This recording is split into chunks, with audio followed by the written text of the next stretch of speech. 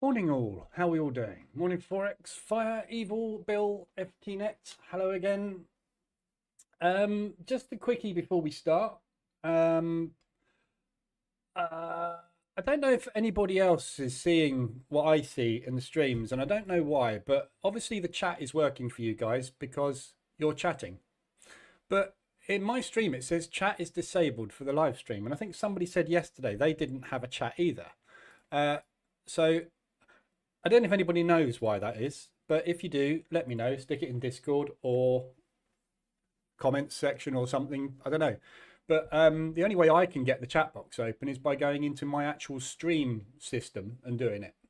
So very weird.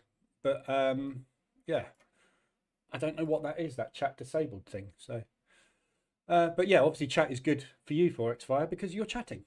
So people have got access to it, but I don't know. Anyway, we'll see. So this session we are going to cover exit methods that work, and what exit methods there are for trading, and what type of strategies they are suited to. So that's basically the session today.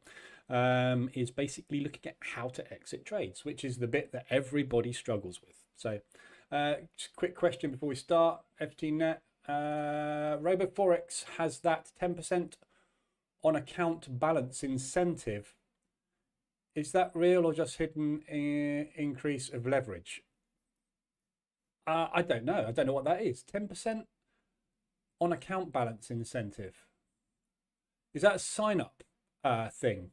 If it's a sign up thing, I don't know. I didn't get it. Or did I? I don't know. I've been with RoboForex for such a long time. I don't actually know. There was something I claimed actually. Yeah. I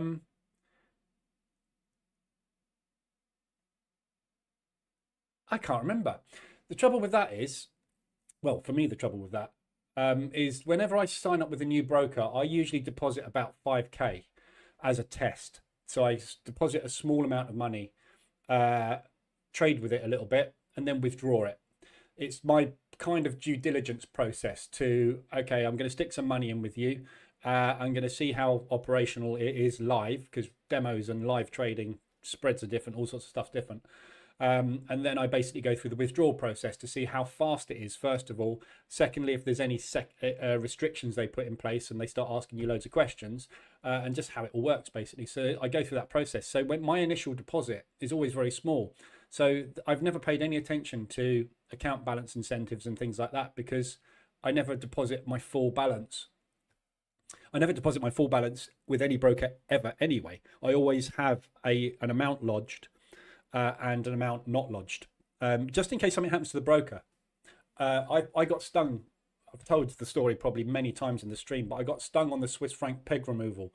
I was trading with Alpari, and I had all my trading capital in Alpari, and Alpari went bankrupt on the Swiss franc peg removal. So I had to go through a massive legal process to get the money back, which took about 3 months. I had no capital to trade with, so I always keep some back for emergencies. But anyway, morning Vitali. Evil, if I remember correctly, on the first member stream you had a chat as well. It started from the second onward. Yeah, I don't know, but it's working. Anyway, the Discord's there. If you got any problems, you can always use the members section in Discord. I have it over there, and I do look at it every now and again. I've got the live stream in one ear and work meeting on the other. We'll turn the work meeting off. It's not important. Morning, Yusuf. Morning, Jules. Before we get going on this session, I just wanted to quickly cover something. We have been looking at strategy development all week, right? And I've mentioned a couple of times AI and about using AI to build EAs and all this sort of stuff. So I just wanted to share with you. You need to join the members Discord. Yeah, Linus, go and do that. There's instructions in there.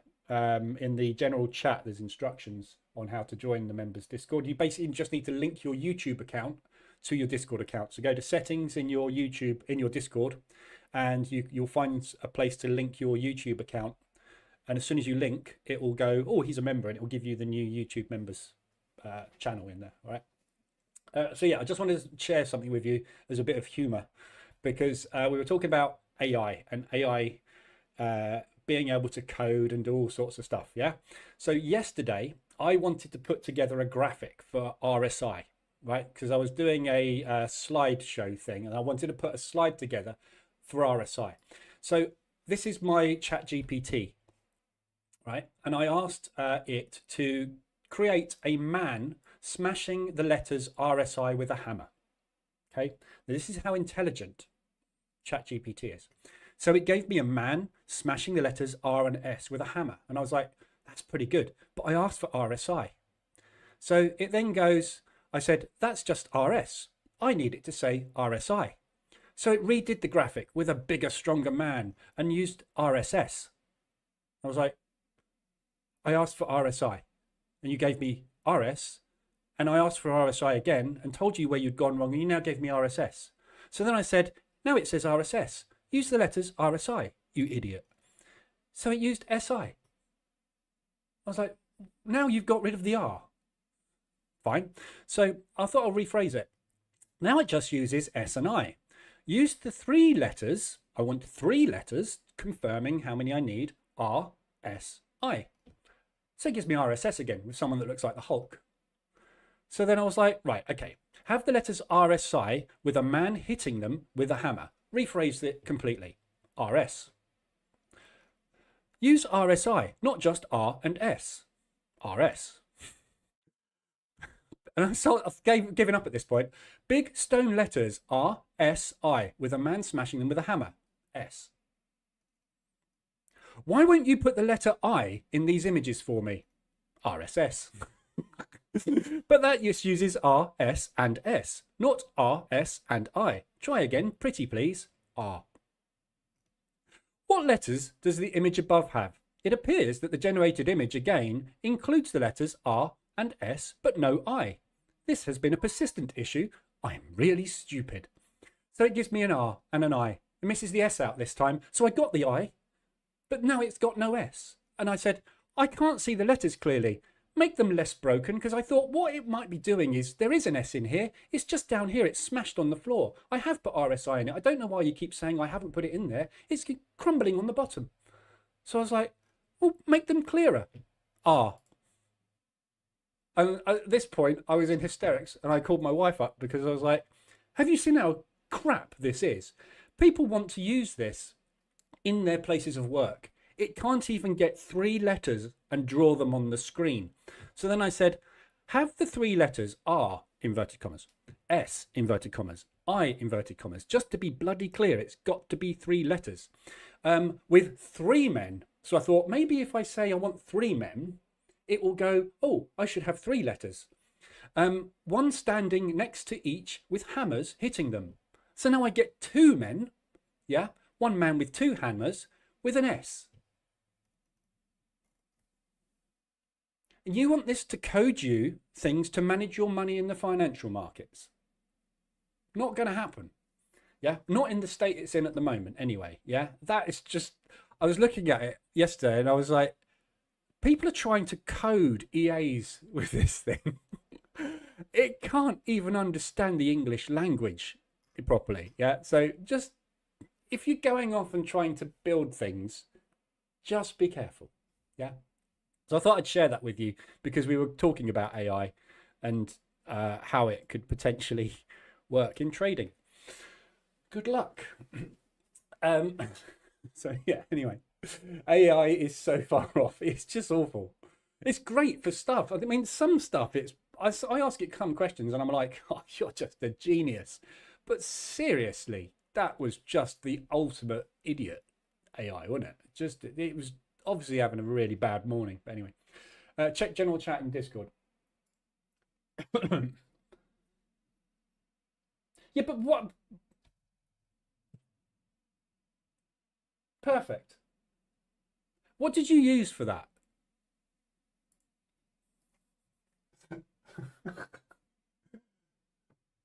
He's got a problem. Bottom left one, isn't he? Anyway. Yeah. So anybody watching this on replay, use the comment section if you've got any questions throughout the stream. And obviously, if you've got any questions in the stream when you're here, then you can ask away. But yeah, I can definitely see AI is a worthy replacement for our governments. Oh yes. Terminator, I think we haven't really got anything to worry about with Terminator, have we? Yeah. You can imagine the conversations in the AI headquarters. Right, build a load of robots to take over the human race and kill everybody. A load of fluffy bunnies bounce out of the headquarters. No, I said robots with guns. A load of snails crawl out of the head office with bazookas attached to them, pointing at the floor. Yeah, that's the sort of stuff you're going to get out of AI, isn't it? Mid-Journey. Yeah, Mid-Journey is much better. So I'll have a look on Mid-Journey. Anyway, I just thought I'd share that because we've just wasted 10 minutes of the stream. So the topic today, exit methods that work and what strategies they're suited to. So what we're going to do is we are going to look at the easy, like stop doing the AI stuff now. I know Mid-Journey's better. So what we're going to do is we're going to look at ways to exit trades. One of the things that people struggle with is exit strategies and targeting. Yeah. So as you know, in the streams, when I come in and all my trades I take, I target areas. So I use propulsion gaps to target areas. Yeah. So I know that the market moves from propulsion to propulsion.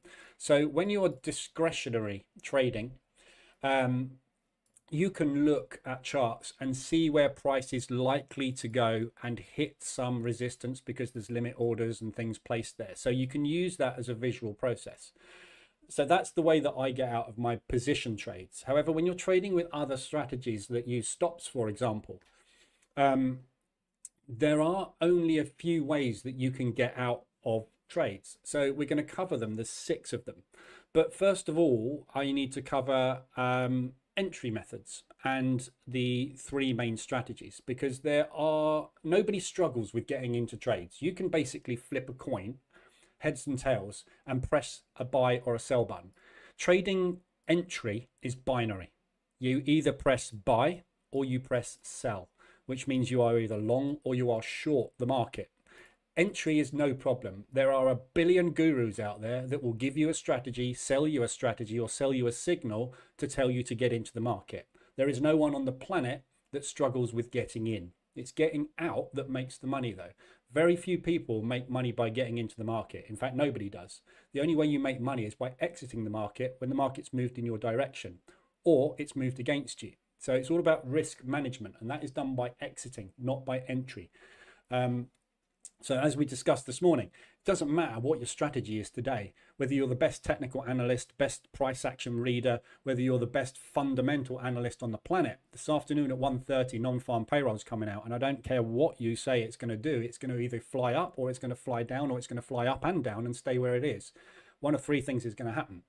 Getting in has got nothing to do with making money. It's where non-farm payroll goes this afternoon, and based on the direction that you've entered the market today on a US dollar pair, that makes you the money, and when you get out. Yeah. So there's 3 strategies that every trading strategy you'll find out there falls into. Yeah. So the markets only do 3 things. Let me just move my that down so it's just full screen. The markets only have 3 conditions, and there are only 3 things that the market does. It's either doing this, or it's doing that, or it's doing that.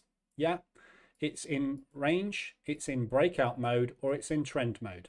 Yeah, so therefore there are only 3 strategies on the planet: mean reversion, waiting for the market to bounce and going back to the mean or completely revert; breaking out of a range; or trending and identifying the market is moving in a direction.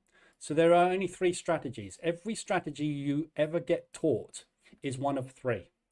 There's 1,000 strategies out there, 10,000 strategies out there. There's 100 books on trading strategies, but every single one of them is teaching you the same thing. It's either teaching you to enter the market and look for a target back where it's been.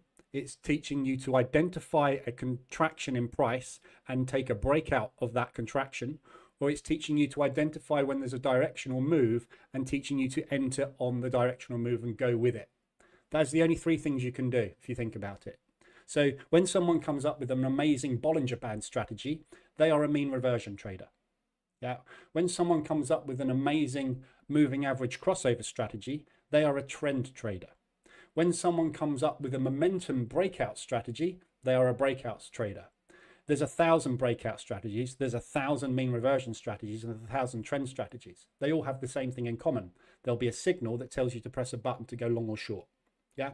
So when you understand that there's only three trading strategies in the world, your job is really easy. It's not about finding the right strategy. It's about knowing which strategy you're trading. So right now, I am trading a mean reversion strategy. I am looking for price to reverse and revert to the mean of the move. Somewhere around there. The mean is typically around about there, but it's some kind of retracement is what I'm trading. If I was a breakout trader, I would be trading short now, and I would be looking for, I would either be taking that entry or I would be taking a retest entry short. But that is a breakout trade. If I'm a trend trader, I'll be looking on, this is probably a bad example. I'll be looking here to take a short because the market is trending shorter, potentially. Or, you know, I would be taking trades here. So every strategy falls into those three criteria. So getting in is no problem, is it? Yeah. Doesn't matter which type of trader you are, getting in is really easy. Getting out is the difficult part. And there are only 6 exit strategies. I'm just going to see if I can quickly put them on the screen like this. I can't, probably, can I? No. Okay, so I'll write them. So first exit strategy is what's called a measured move. Yeah, and we're going to look at each of these and what they are. So a measured move is basically where it's basically, think of it as risk reward. Okay, so when you get in to a trade, let's say, for example, you've gone short here, you're putting a stop loss here, for example. The measured move is a measurement onward of your risk. Yeah.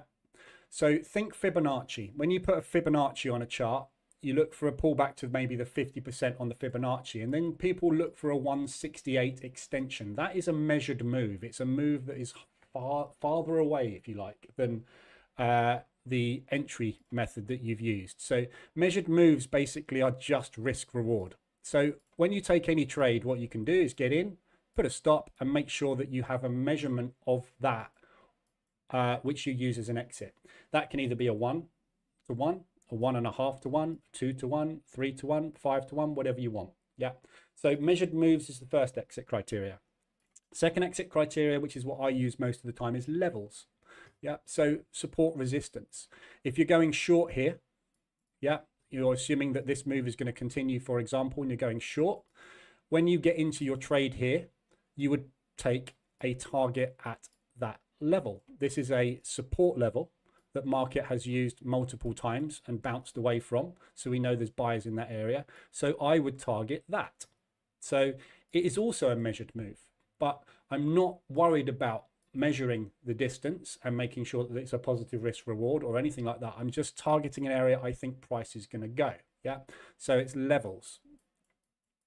And basically levels is what I like because I trade based on what bank movement is expected to be, based on what they historically have always done.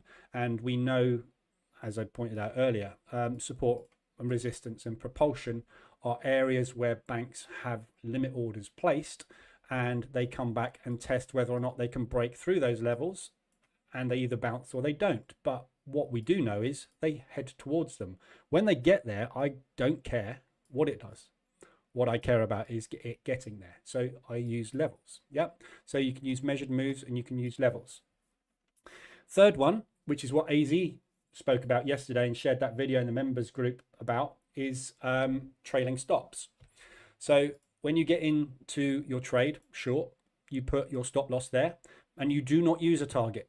So what we're trying to do here with a trailing stop is let the market run, and as it's random, we have no idea where it's going. We will see what happens. And trailing stops basically are used an awful lot in trending strategies. So you get in, and as the market moves in your direction, you just move your stop along with price.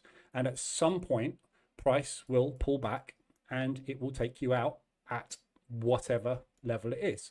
But what trailing stops do, and the advantage of trailing stops is, as soon as price goes in your favor, your risk is being reduced. So what you tend to find with trailing stop exit strategies is your drawdown is lower. However, your profit is also quite often lower on the majority of your trades. Yeah. So the problem with trailing stops is you will often find, because of market structure, which is what happens all the time, as price moves up, your trailing stop moves up. As price comes back to retest and add new positions in, you get taken out at break even or small losses and never actually experience the move. So there's negatives to using trailing stops, but that's the third way of getting out of the market. Fourth one and fifth one are very similar. Timed exits and end of day exits. So another good strategy, and these are used a lot in stock trading, specifically timed exits and end of day exits. So in the futures market, it costs an awful lot of money to exit, to hold a trade overnight. So what you will find a lot of futures traders do that trade intraday is they exit end of day. Yeah. And the end of day exit is irrelevant to profit. So you get in here short today. You may have a stop loss up there, but normally with end of day exits, there is no stop loss used. So you get in short here because you have a bias and you have an idea on where price is likely to go today because of previous, it could be, it's usually used in trend trading and breakout trading strategies, but you get in short and you basically wait for the market to do what the market does, move up and down. It's binary. There's only two things going to happen today. It's either going to close higher or lower than your price. Yeah. So you get in, and then basically as you get to this line here, 15 minutes before market close or whenever, the trade is exited, and that is either a profitable exit or a non-profitable exit. Used quite a lot by mean reversion traders. So for example, a good strategy for that type of exit would be ADR reversals. So price pushes all the way down to here and we get there by lunchtime. Yeah, so we've got a good sort of 8 to 10 hours worth of trading left today. So I'm going to hit the long button and I'm going to wait, and I'll close it out when New York's about to finish, because what I'm expecting is this can't continue today. They're exhausted. The move has gone in. The expenditure has been done for the day. Therefore, the likelihood is there'll be a profit take by end of day, and I get out at some point with an amount of money. News will also help you on your way with timed exits. Yeah. So end of day exits and timed exits are very similar. Timed exits are used a lot in daily trading. Timed exits basically are where you wait for X number of candlesticks, X number of days to pass. So RSI2 strategy, for example, which is, again, another stock trading strategy used on stock indices. It's a long only strategy. You get in on RSI extension, you scale in on RSI extension, and you hold those positions for X number of days. The reason I'm covering all of these strategies is because these are the ones you can test with any strategy as well. So timed exits work very well on many daily strategies. You'll find, because of market movement and because the market moves in weekly and monthly cycles, you will only have a number of days. This is a bad example because we're looking at the yen and there's been an intervention, obviously. So if you look at a normal pair, you will find that often you will not get more than 3 to 5 days of movement in one direction, unless there's some fundamental reason that it should be going in that way. And this is very similar to what we do in RSI mean reversion strategy. Yeah, if something's pushed down for 3 or 4 days, the market's going to find it hard to continue that, because there's just going to be no orders left to take the opposite side of those trades. So it will need to pull back at some point. So if you get into a trade after 3 or 4 days and you put a 3 to 5 day timed exit on it, often you will find that that market will be in mean reversion. So if it's trending, it'll be mean reverting, and you'll have got in on that push down. If you are a trend trader and you're getting in on a pullback and you're going the opposite direction, you will get out on the next leg 3 to 5 days later. But the market moves in cycles. Yeah, and those tend to be monthly cycles, which is why we use the 24 moving average, because it's a monthly moving average. Yeah, so the timed exit is something that you can also use. Also, this is also a good one to use for exiting strategies if a trade isn't working. So, for example, we'll cover this in a minute, but breakout trading. If you get into a trade on a breakout and it accumulates, i.e. it's a failed breakout. Yeah, if you haven't gone where you want to go within 24 hours, it's probably not going to happen. And it's the same with ADR reversals. If you get into an ADR reversal like we had yesterday on this ADR push, and by 24, 48 hours, it hasn't worked, it's probably going to flag and break. You want to get out anyway. So you just get out because the trade hasn't worked. Timed exits work very well intraday. So you're getting in on the London breakout strategy, for example, which we can test. If the breakout hasn't happened within 2 to 3 hours, it's probably not going to happen, is it? So you exit the trade. You'll either have a small profit or a small loss, but it's a way of getting out for trades that haven't worked. And the last one is stop and reverse. So stop and reverse strategies are used an awful lot in banking. So when you have a stop and reverse strategy, it's usually used by trend traders to exit trades in trends. So let's go to a daily chart where we've got a moving average. So a good example of a stop and reverse strategy is where you go short when it's red and you go long when it's green. Okay, so price moves down, we go short. Yeah, and it just goes and moves around for 3 months and it crosses above the green line there. So I stop out of my short and I go long. It didn't make a long move and it went short again. So I enter short again. So I stop out of my long and I go short. It's an always, what they call an always in strategy, stop and reverse. So it's used a lot in futures trading where you will have a position that you will scale into as price moves, and you'll have a level which is a stop and reverse. And if price pushes beyond that level, you are not going to win, so you go with the momentum. And the idea is that the momentum then carries you far enough to pay for the loss. Yeah, so a little bit like I talk about all the time in the live rooms with support and resistance. Let's find a better level. Yeah, so here, for example, we pushed up into this propulsion move. Now, either the sellers that started that move there are going to win by adding to the position and adding to the position again every time they get there, and the move will continue and they will make money. Yeah. What the banks and institutions will do is the sellers that started that move are in control of the market. They're in profit. When the market comes back to that level, they will attempt to hold the level. And if they continue to hold the level, they will make money. And at some point, they will exit their position. That is usually at an area where the market starts to go back the other way. Yeah. So they will have a stop and reverse strategy in place for both scenarios. So they'll go short here. They'll come back to there.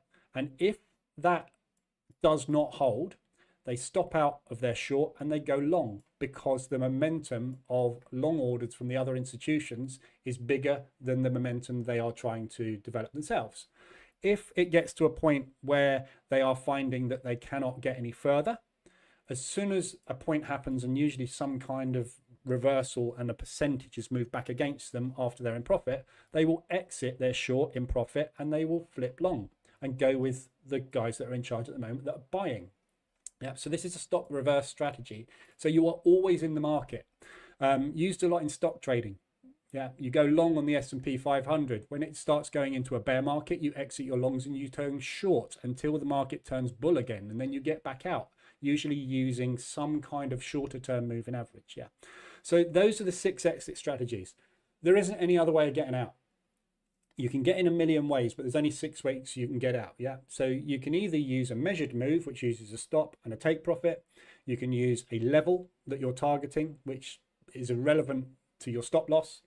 Trailing exits, timed exits, end of day, and stop and reverse. Okay, so each of those exit strategies you can test with any entry strategy that you have. So what you will find is, because it's not important how you get in the market, it is important in the fact that if you can get a higher strike rate and better entries, you will make more money by default, because you will obviously have a higher strike rate. But having a 50-50 strike rate is still profitable as long as you use an exit strategy that works with the entry strategy. So we're going to look at the three strategies and what exit criteria you should use. So my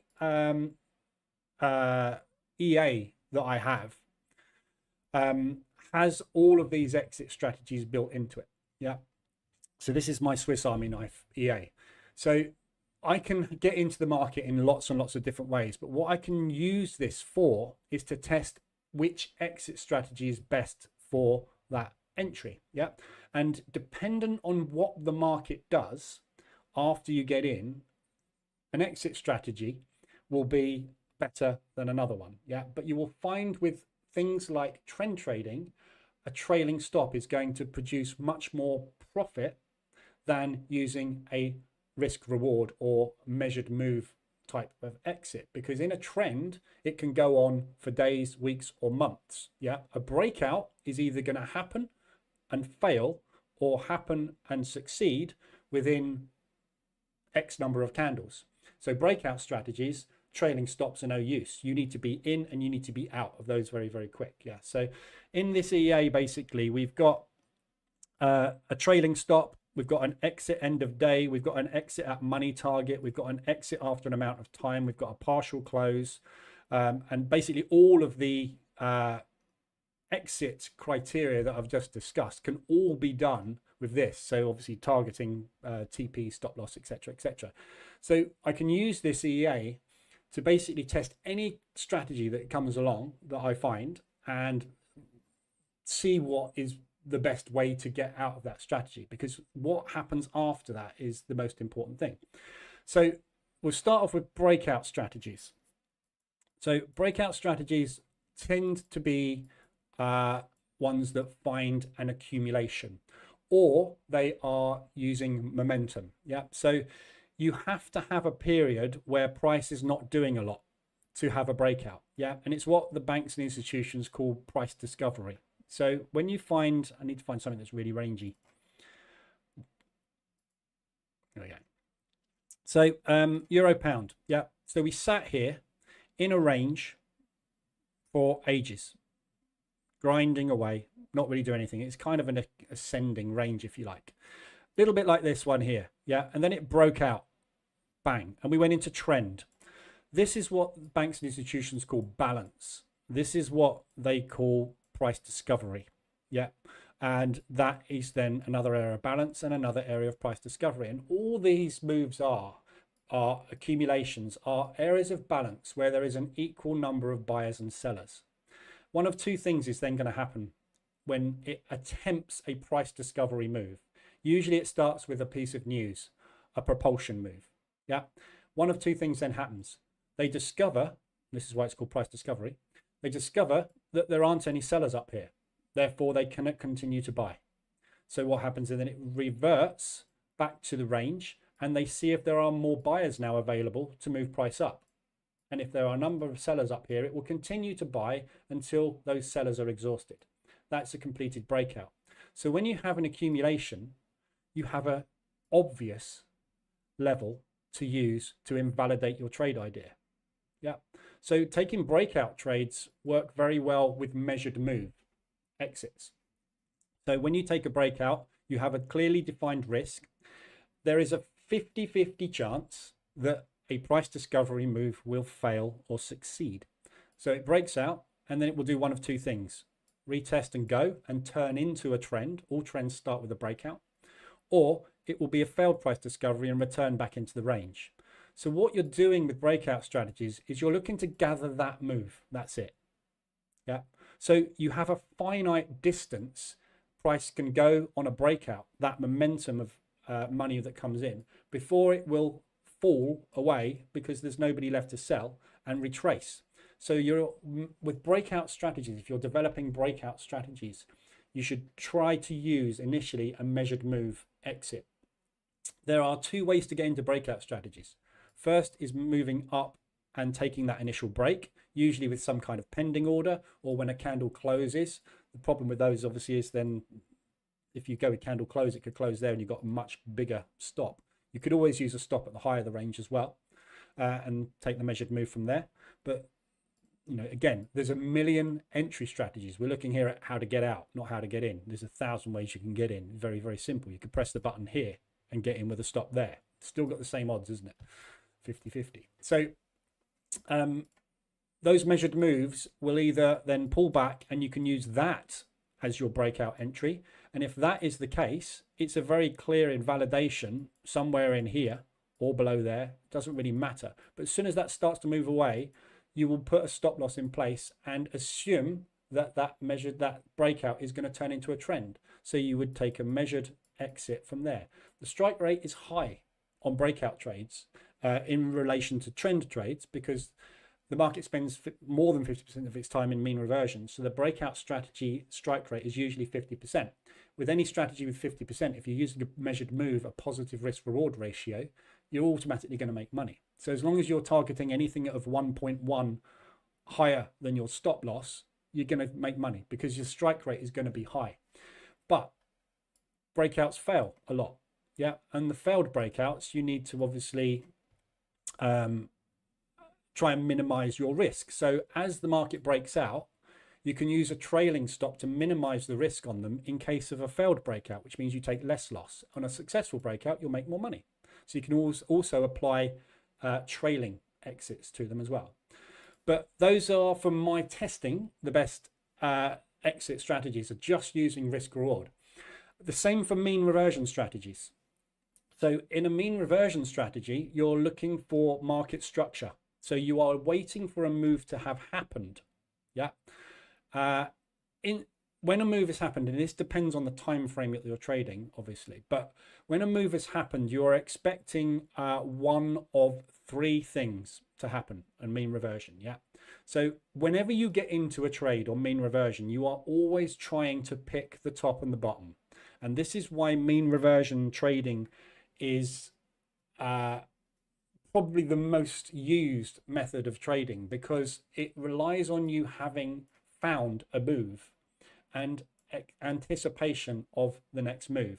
With a breakout, it's more difficult because it could do that. It could expand in range. There's 1,000 things that can happen with a ranging market. It can make itself bigger. It can make itself smaller. It can try and get out and then fail. It can try again and then fail, or go the other way and fail. It can then break out and go. There's lots of things that can happen from contraction. But from a measured move, we're only looking for one thing to happen, a pullback. What we do not know is how far the pullback will be. So one of three things is going to happen. It's either going to flag and continue because it's a trend. It's going to pull back deep and take profit on that move and then go into a range or continue the trend or do whatever it wants to, or it's going to be a move that fails. Yeah. So when you're trading mean reversion, using levels is often the best way to get out. And with things like Bollinger Bands, for example, a Bollinger Band strategy has a moving average, and it's basically a Bollinger Band is a standard deviation from a moving average. Yeah. So when you get outside of the Bollinger Band, you are looking for a reversion to the mean, which is this moving average, which will change. So it's an adjustable target line. For me, I like to use propulsion. So if I'd have got into a trade here, I would be looking for this to pull back into levels within that. So you could use Fibonacci as a level, but price movement, support and resistance levels typically work better with mean reversion trading strategies. The market spends about 80% of its time in mean reversion. Mean reversion can either be a small move, a medium move, or a complete reversion, a complete reversal. So we're looking for initially to revert to the mean of the move, which is halfway-ish, Fibonacci. But it could just do a little bit of it. It could do all of it. We never know whereabouts here we're going to get out. So targeting levels is the most obvious thing because we know that one of three things is going to happen. This is a great example. Mean reversion. So we're shorting here on this reversal alert, and it's coming back to where? One of those. Yeah, it's likely to hit one of those, isn't it? So we have an obvious level we can target. Stick a Fibonacci on there. Use that. Doesn't matter what you use, but a level will usually work better with mean reversion trading. 50% retracement. Yeah, works. Why does it work? Because they're getting out of half of this position ready to drive the next leg up. Yeah, so mean reversion trading, typically when you're developing those types of strategies, you would focus on some kind of level targeting system. You can also use risk reward or measured moves.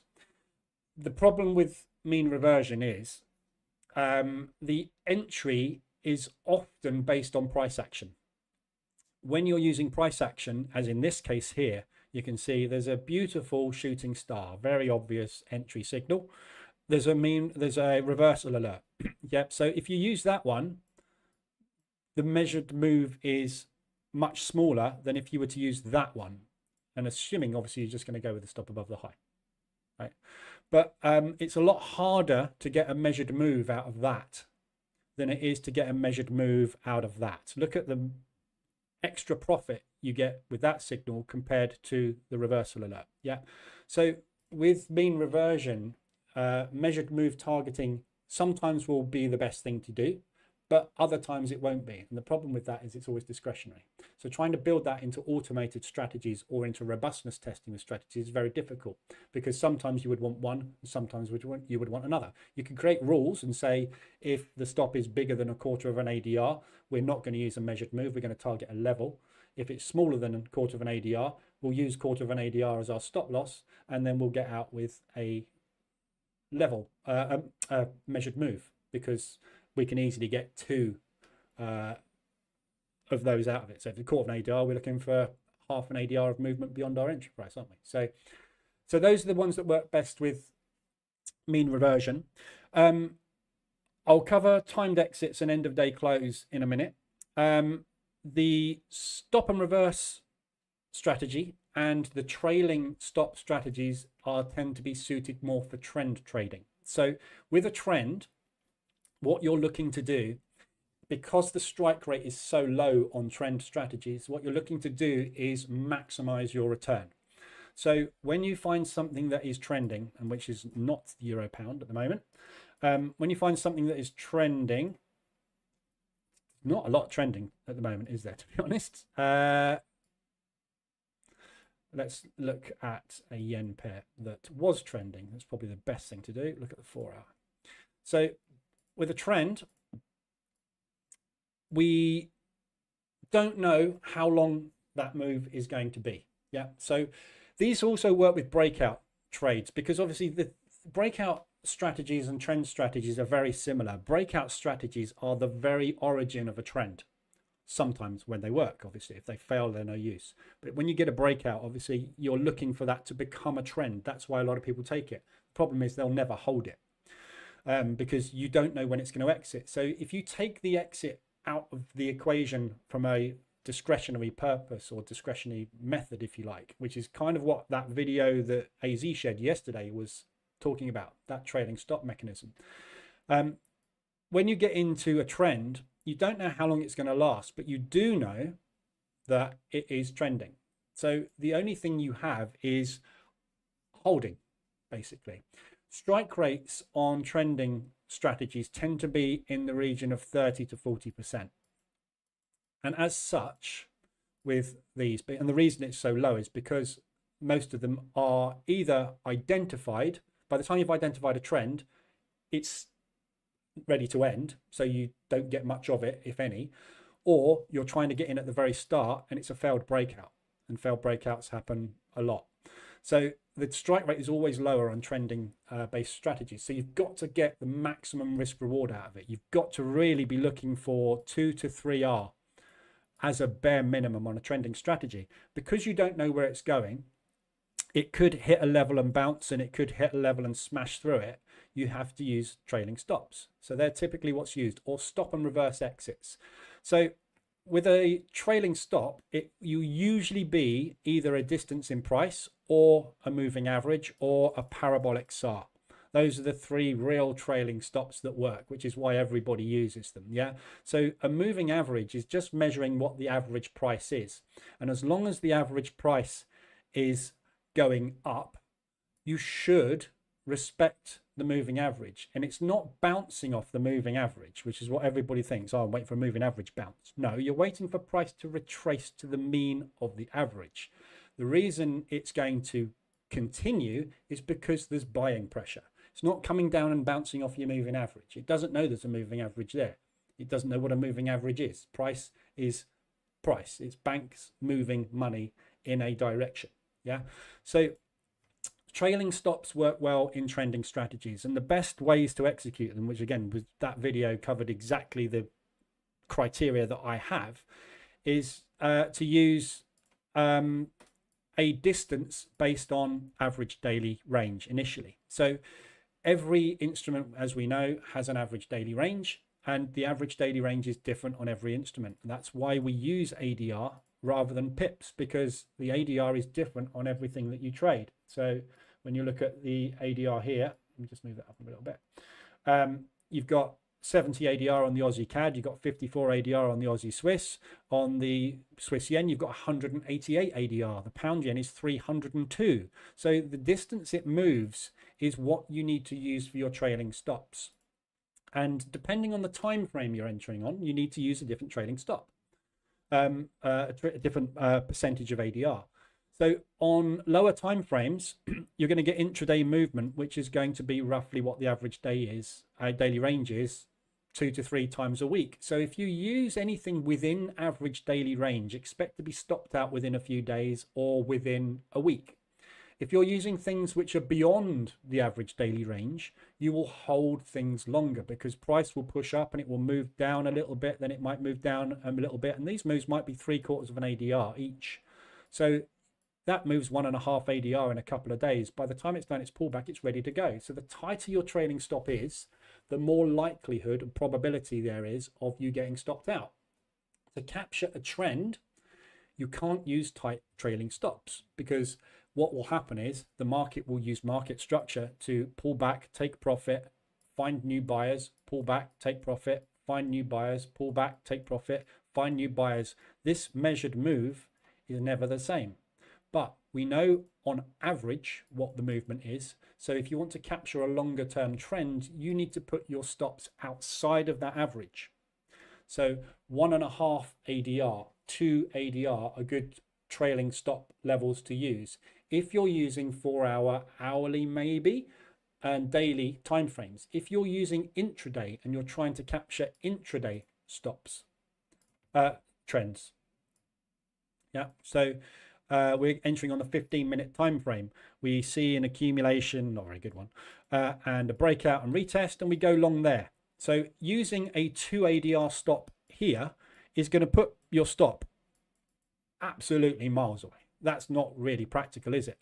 We're expecting price won't pull back more than 1/2 to 3/4 of an ADR on a daily basis before it continues, if it's going to trend. So something like a 1/2 an ADR to 3/4 of an ADR stop on an intraday strategy, where you're looking to capture just a couple of days worth of movement rather than a couple of weeks or months worth, is probably a better level to use. But the beauty of all of these exit strategies is they are very simple and they're kind of binary. So when you're testing strategies, all you've got to do is say, okay, this is a trend strategy. So I'm either going to get out with a trailing stop, or it's going to become a stop and reverse style strategy. So stop and reverse strategies, in my experience, are very, very hard to trade, because when you get accumulations, typically they use moving averages. So when you get accumulations, you tend to get stopped out over and over and over and over again, because you go long, then you go short, then you go long, then you go short. And what happens is your P&L just gets hammered, and then you capture a lovely big move, and then your P&L gets hammered, and you capture a lovely big move. Very hard to make work on anything other than stock indices, but they are very good for stock indices, which we'll probably look at. But so you can test all of these very, very easily. So first thing you've got to do with any strategy is identify what it is you're trading. So if someone comes to you with a Bollinger Band strategy, it's mean reversion. What's good for mean reversion? Measured movement. Yeah. So try a simple support resistance. Trailing stops probably aren't going to work, because if you're getting into a mean reversion strategy with a trailing stop, what you're saying is, I think that this is the absolute end of this move up and it's now going to trend down for weeks. That's not the strategy. The strategy is it's exhausted and it's going to pull back a little bit. Then it's going to do something. Don't know. But what we're trying to do is capture this. We're not trying to capture a massive move. Yeah. So you just got to identify the type of strategy that you are trading and then use a relevant exit criteria for it. So there's 6. That's it. That's all you can really do. There are other ways you can get out, but they all fall into really one of those 6 main methods. So testing is very simple. You will test different distances typically. Yeah. So your initial stop will be a distance, and that will always be a measurement, whether it's a trailing stop, a fixed stop, or whatever it is. It will be a distance from price. So you will find obviously that depending on the time frame that you're trading, the distance in price, or rather the percentage of ADR, will need to vary. So you can test different ADRs. So if we're testing a strategy on the hourly time frame, what I will typically do is I will go into my EA, whatever EA I'm back testing, and I will put the stop loss in, multiple of ADR, and I will test variance. And obviously this is what we covered earlier in the week with robustness testing and strategy development. I will say, okay, I'm going on an hourly time frame, so I'll test everything from a half an ADR stop in half ADR intervals up to a 2 ADR stop, and I'll find out what the majority of trades are going to survive in. Yeah, because you don't want to get stopped out too soon on any strategy that you're going into. So I'll go, okay, now I need a multiple exit. So if I'm testing a robust, a mean reversion strategy, I will then test exactly the same thing. So I will say, okay, now I want to use a 0.5, 0.52 exit criteria. So this is basically testing every single risk reward ratio from half an ADR to 2 ADR on my mean reversion strategy. And all I'm trying to find out here is, what is it best to do on average? Is it best to use a tighter stop or a wider stop? i.e., if something's got a very high strike rate, a tighter stop is going to produce more profit. If something's got a low strike rate, you probably want to give it a little bit more wiggle room. That may improve the strike rate. And then target a smaller reward. Yeah, so it's all about the measured movement in mean reversion, because we're looking, these are scalping strategies. Mean reversion strategies are scalping. Whether you are in daily or hourly or in 5-minute time frames, you are trying to get a small movement out of them. Yeah, trend is about capturing large movement. So in trends, you would go and you would try trailing stops, and again, you just test different variations. So depending on the time frame you're in, I'm going to say I'm going to get in with a 2 ADR stop, and I'm also going to test a 1 ADR stop. I'm going to test a 2 ADR stop and a 3 ADR stop, because I'm trading the daily time frame. So I'm saying, get me into the trend, and if it pulls back 2 ADR against me and then continues, is that a good thing to do or not? And then you will trail your stop along with the movement of pullback. So all you're using trailing stops in trend trading strategies to do is to measure on average how far it pulls back while it's trending. And that is a variable. Again, it's going to change. Every trend is going to be different. No 2 trends are going to look the same. So you just need to come up with something that is on average going to work and execute that. So that's basically the main exits and the ones to test. Intraday exits tend to work well with many strategies. So timed exits and end of day exits.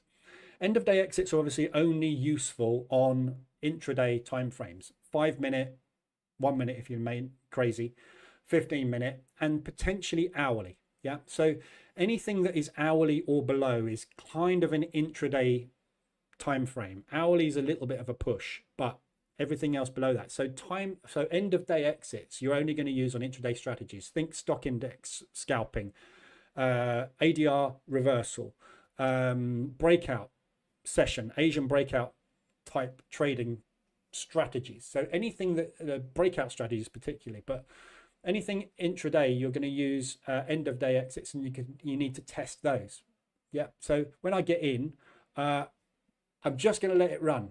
So if the trade idea I have is breaking out of something, I'm going to assume that that breakout, if it succeeds, is going to do something today. We'll probably get an ADR out of it. Yeah. So again, you could use a level, a measured move, or an end of day exit. Timed exits work well with all strategies. So I've tested timed exits. And again, this is my friend Dave that he tends to trade mainly H4 and daily timeframes. But the timed exit is an incredibly good exit criteria to use on virtually any strategy, because what it does is it stops you exiting trades too soon. And this is the problem that most traders have. A trade goes in your direction. The first thing you think is, I need to get out because I've got to pay for the losers. And that's the worst thing you can do. The best thing you can do is wait X amount of candles, X amount of time for that trade to mature. And as it moves further, you're going to make more money. So using and testing this is very simple as well. Get into a trade on any strategy you like and basically do a test. And you can do this visually. Say, I'm going to take breakouts. So daily high-low breakout. I'm going to take a breakout if it goes below the daily low.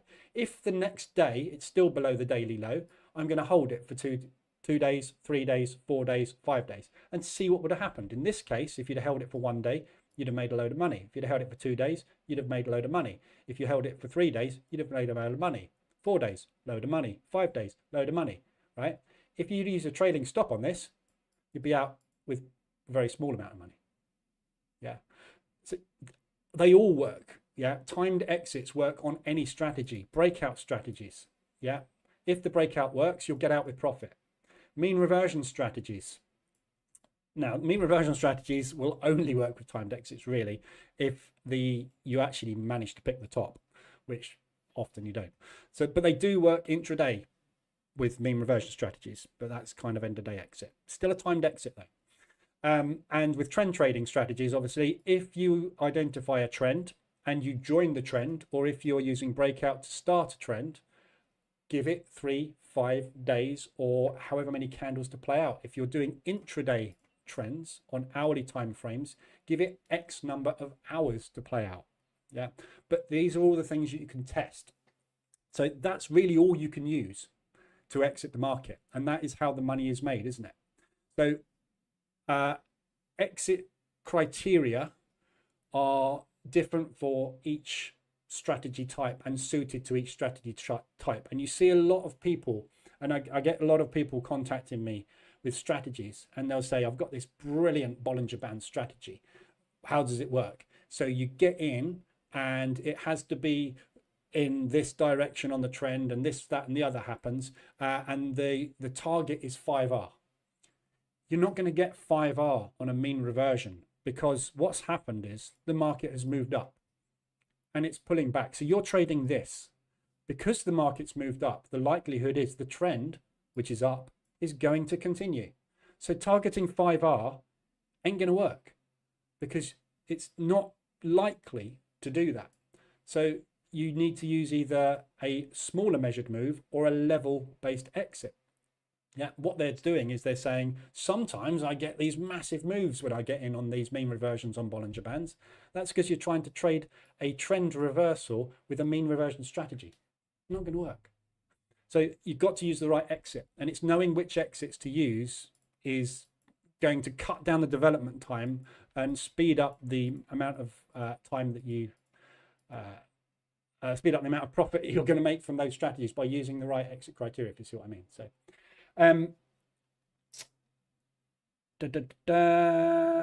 yeah, so I think that's all I wanted to cover on that. So the takeaway from it really is focusing on the exit. And this is what I say all the time with position trading. The reason I position trade is because I haven't got a clue where the market's going. Neither have you. No one has, because it's random. It's a binary thing. It can only go up, it can only go down, and sometimes it goes sideways for a bit in between. That's all it does. So how you get into this doesn't really matter. You have to have a strategy because you have to have something that triggers the binary buy or sell. But the exit is the thing that gets you out. And identifying the type of strategy that you're trading and matching it to the exit criteria that suits it is how the profit is generated, not the way that you get in. So that's pretty much all I wanted to cover on it. Anybody got any questions? And hopefully that was clear. But really all I'm trying to get from this session is focus on just one exit strategy at a time and test it, but make sure it's relevant to the strategy that you're looking to trade. Yusuf, remember when we did a RSI2 development strategy, I noticed that when the RSI2, for example, gets below the 5 level and comes back from that level, it would be better for entries. It gets to the 5 level. Yeah, you can test that. Test it now if you want. Got an RSI strategy built in here. RSI. RSI 2 daily using the 5 and 95, I guess. So because it's a mean reversion strategy, oh, partial closes didn't cover either. Probably better to do a session on their own on that because I didn't find them very useful. Excuse me. So if you just do a standard risk reward basically on this to start with. So 1 to 1.5. We don't want to delete either. I'm using the daily time frame, so I'm going to use entries on the hourly. I think probably is best to do. Test that.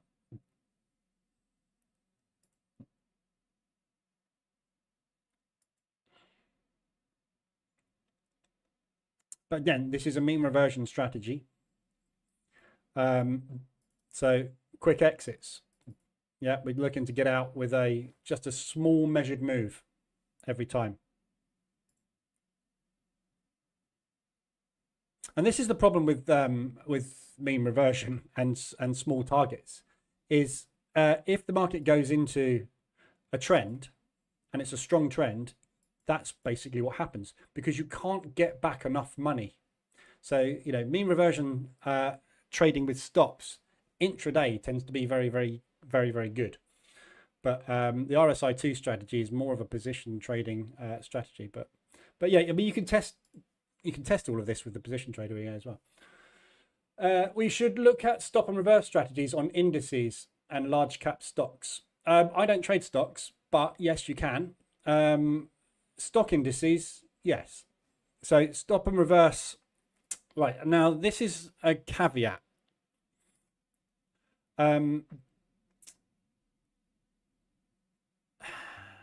Nothing's happening on these today. I didn't think it would.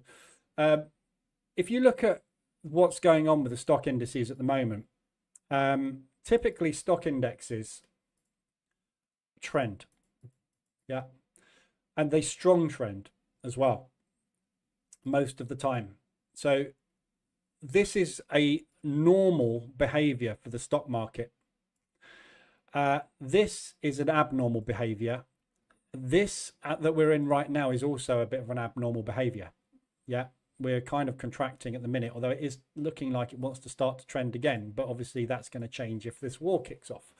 But so yes, stop and reverse strategies with moving averages work incredibly well with stock indices when they are in trend.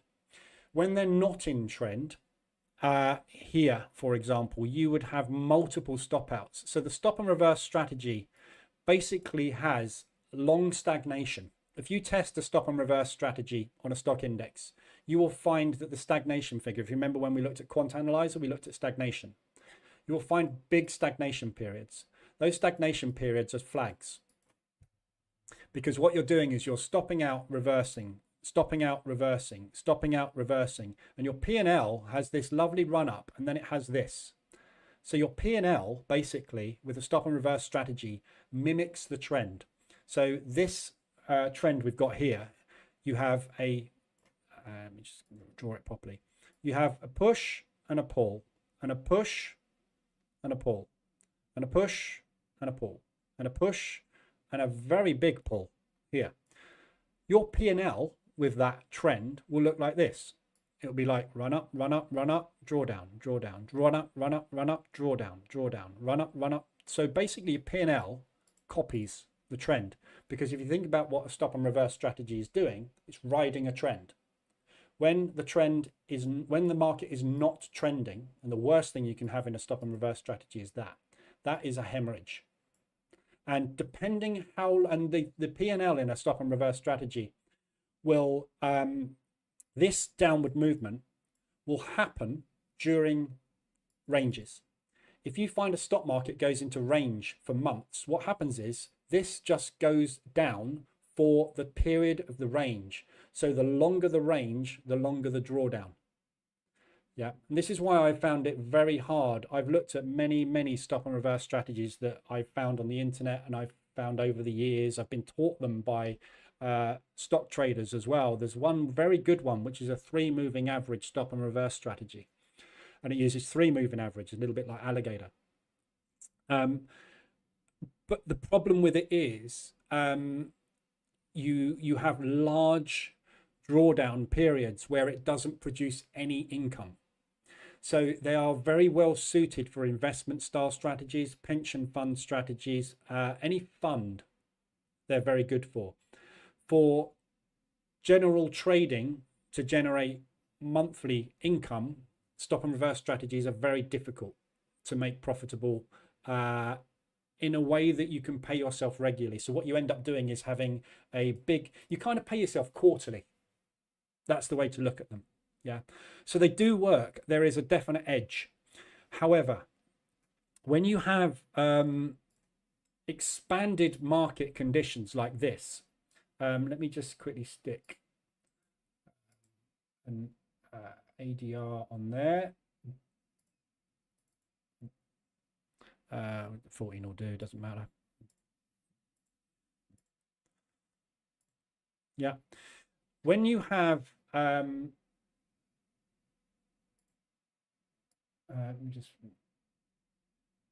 there we go. This type of market condition, and we haven't really seen this very often, a bull market, a bear market rather, of this magnitude, we haven't had for a while. When you see ATR periods like this, stop and reverse strategies hemorrhage as well. Yeah. So when you've got this type of movement and ADR or ATR on daily is low, the losses are small.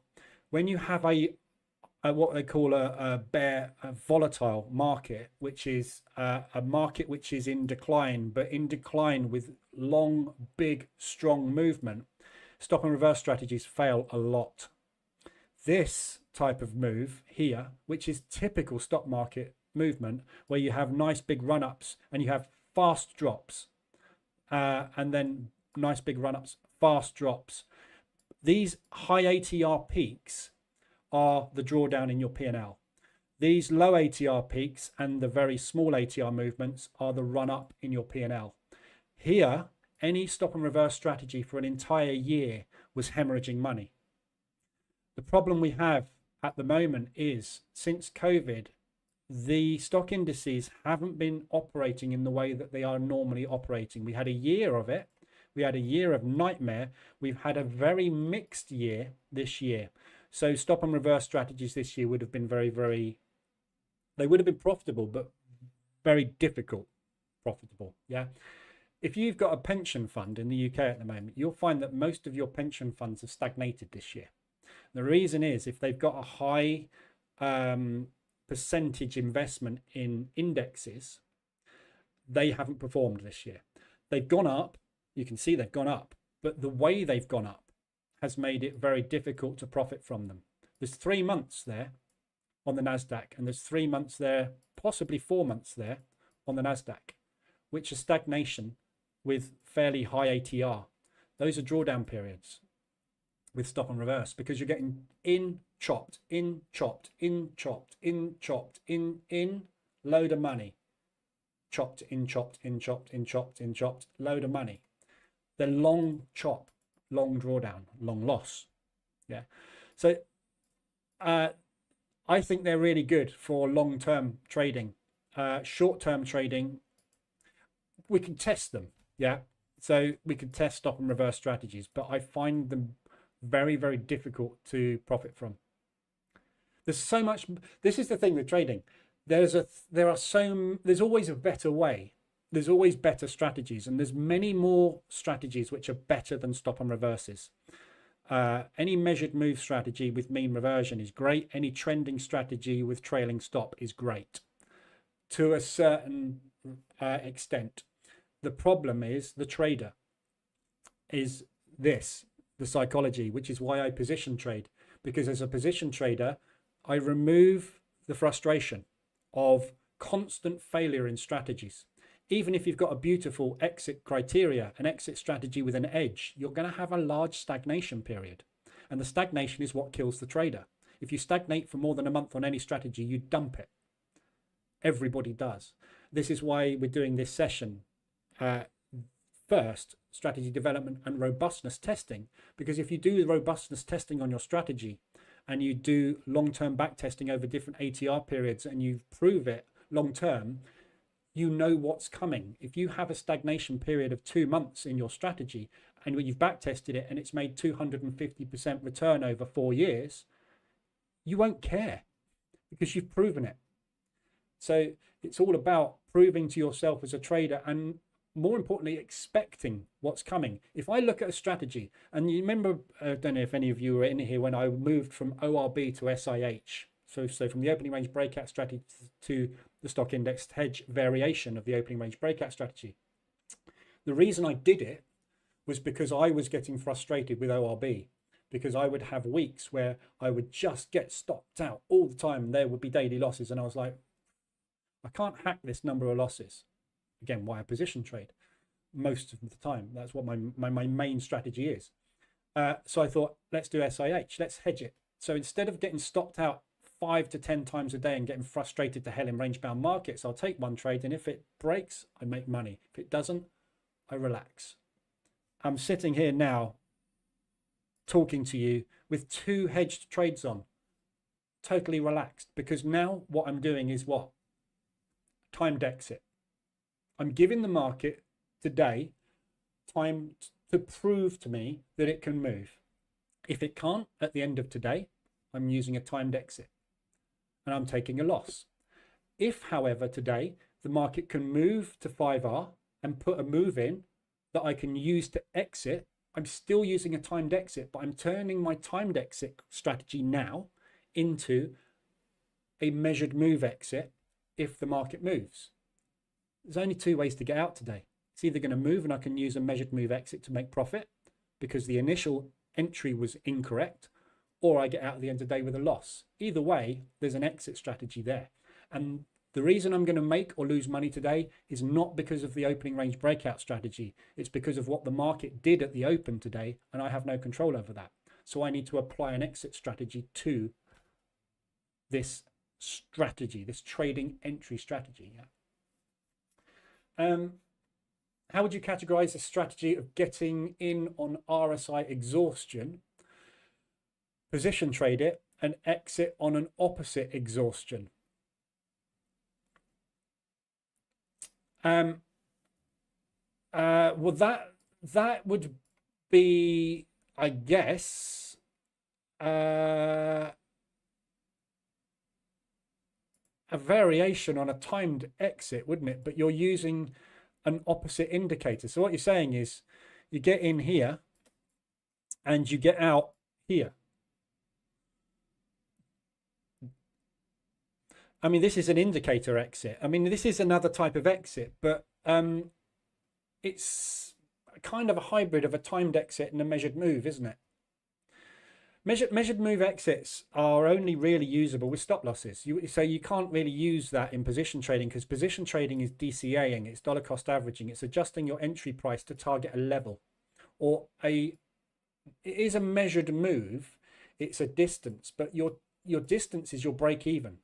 So whenever you get into any position, Aussie dollar Swiss, for example, that I'm in at the moment, yeah. My initial trade on this, and this is the thing with exit strategies.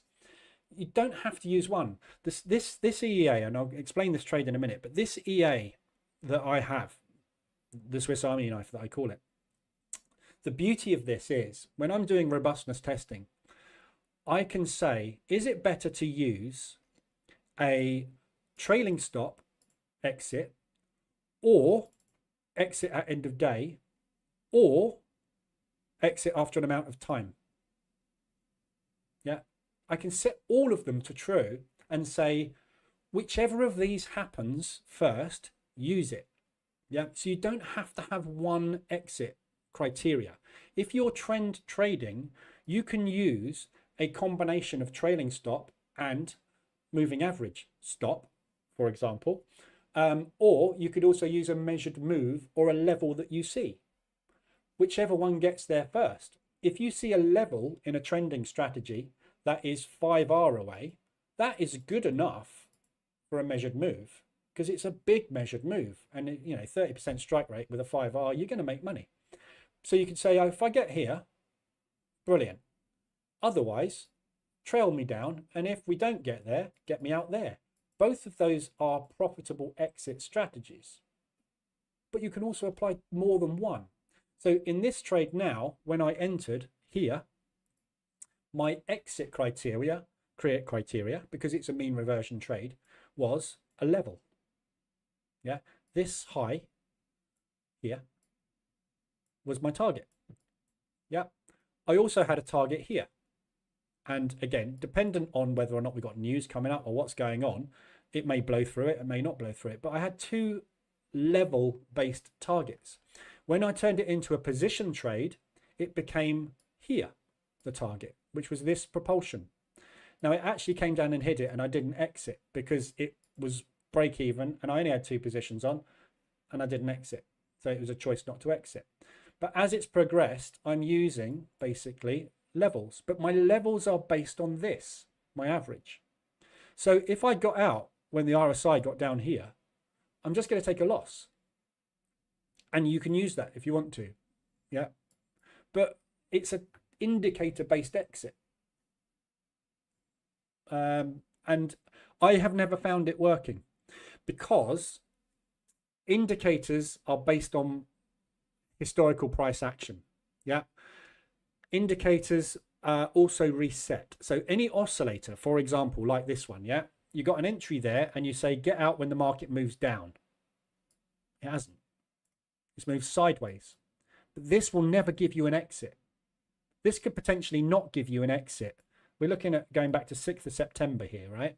We're now pretty much 6th of October, nearly. Yeah, hasn't given you an exit on this. So you wouldn't have taken that because it didn't get down there. But if you got in there and targeted that level, you'd have exited with a profit. But if you exit with an RSI, it doesn't work because it doesn't get there. Big, strong move down, but not strong enough to trigger that signal. So again, this is you find this with all strategy development, which is what this week is all about. There is 1,000 ways to crack an egg. And this is where the discretionary part of trading comes in. And the experience, really, of doing it and seeing the same thing happen over again. You can give yourself that experience by doing this. Looking at what happens and looking at things that happen over and over again. I get out too soon on my trades, and it's a problem I've worked on all my life, and I find it very difficult to hold a trade. But that's because I'm a mean reversion trader. When I see a move actually start to play out, it's unbelievably rare that you do not get a 50% retracement on it. Go and look at your charts.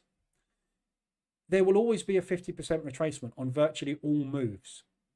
If you can hold it long enough, you will usually always get it, because mean reversion, it always reverts to the mean. Yeah, the market always reverts to its mean virtually all the time. On all time frames, you will find it. The thing you don't know is how long the initial move will be. And this is what makes it so hard, and why entering is not why you make money, it's exiting. Yeah, so it's I don't know, it's a very difficult thing, but you could always use more than one, but there's always going to be some kind of discretion. And the idea of picking and understanding the exit criteria exist, and the ones that work the best, basically, for the strategy that they're doing, is so that you can focus on just that. Forget about P&L, forget about price, forget about what's going on in the world. Look at what is going to make money in that strategy. If you are going to trend trade and you get out at 3R, ain't going to work. That measured move exit criteria on trend trading strategies is death. When you test it, you see it on the P&L. You switch off measured move, risk reward based exits on a trend entry strategy, and you replace it with trailing stop loss, you see the P&L go massive. Yeah, but the strike rate will drop because you're giving trends chance to fail more. Yeah, so there's always a negative to every positive in every exit strategy that you use. The indicator one I've never made profitable. So 5-minute timeframes, if you go down to 5-minute timeframes and look at them, yeah, look at this beautiful range we've been in for a week and a half. Yeah, entry, exit, entry, yeah, exit, yeah, entry, no exit until there, you got an exit. Yeah, so it works when the market is ranging, right? But the market also does this, and it does this. Yeah, it does all sorts of stuff. So you'll find that stuff like this works incredibly well if the market is just doing this. Asian session, scalping strategies, this would probably be a good exit criteria, but you can test all of this, yeah, in EAs and visually, yeah, you know, you visually test all of this. But the thing is, when you do that and it moves down to there and it does that, you'll go, oh, I'm going to get a break even. You won't let that happen. You will change, because anything mechanical, EAs just do. This is why I use EAs, because it takes me out of the equation. What's the weak link in every strategy? The trader. Yeah, because we look at a chart, and I said it today in the live stream, didn't I? I said what I'm going to do is when the news comes out, anything I've got in profit, I'm going to bank it. That could turn into 1,000 this afternoon, but the weak link wants the money. Yeah, but you know this is why we do strategy development. Strategy development, the thing you've got to remember with strategy development, testing in general, is every move you see on the screen is either created by bank movement or news. Bank movement and news in the future is random, same as it was in the past. So everything you do in a strategy tester is just telling you what the best type of thing to do is, and this is how you come up with exit strategies. It's never going to tell you what's going to work in the future, because the future is not going to be the same as the past. Complicated thing, isn't it? Which is what we've covered all week, isn't it? Robustness testing is how you show something has got a chance of working in the future.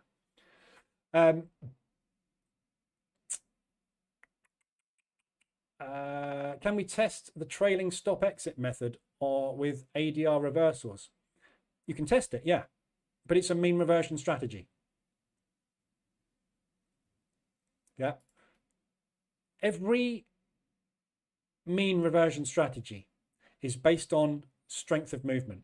So for a mean reversion strategy to trigger, it has to exceed an extreme. To exceed an extreme, you have a massive amount of buying pressure or selling pressure. When you have a massive expansion of buying or selling pressure, it's because it needs to or wants to do that for a reason, usually a continuation.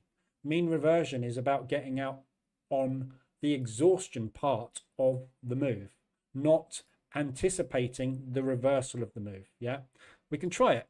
Don't think I can try it in here because I don't think I've got an ADR reversal strategy in here. I have got an RSI, so we could try it on an RSI strategy. Let me just reset it. So I've got an RSI strategy, which is a lot of the time when you get an RSI extension, you get an ADR extension, don't you? So we can try that. So I'll use, let's do it on daily because it's probably the easiest thing to do. So trailing stop, we'll use the strategy that you came up with, that guy used, yeah, the 2, 1.5, 1, yeah. I've got those set as defaults because that is what I had set already. Like I said, that video that you shared is a he trades stocks. It's a stock strategy. I traded it many years ago with Canal Desai. That trailing stop exit strategy, yeah, it's a very, very well known one, which is why he's obviously teaching it, because it works. But the thing is, it works in stocks because stock movement is trend based. Forex is not trend based most of the time. It's mean reversion based. So but we'll try it. So we'll try that, and we'll get in on RSI.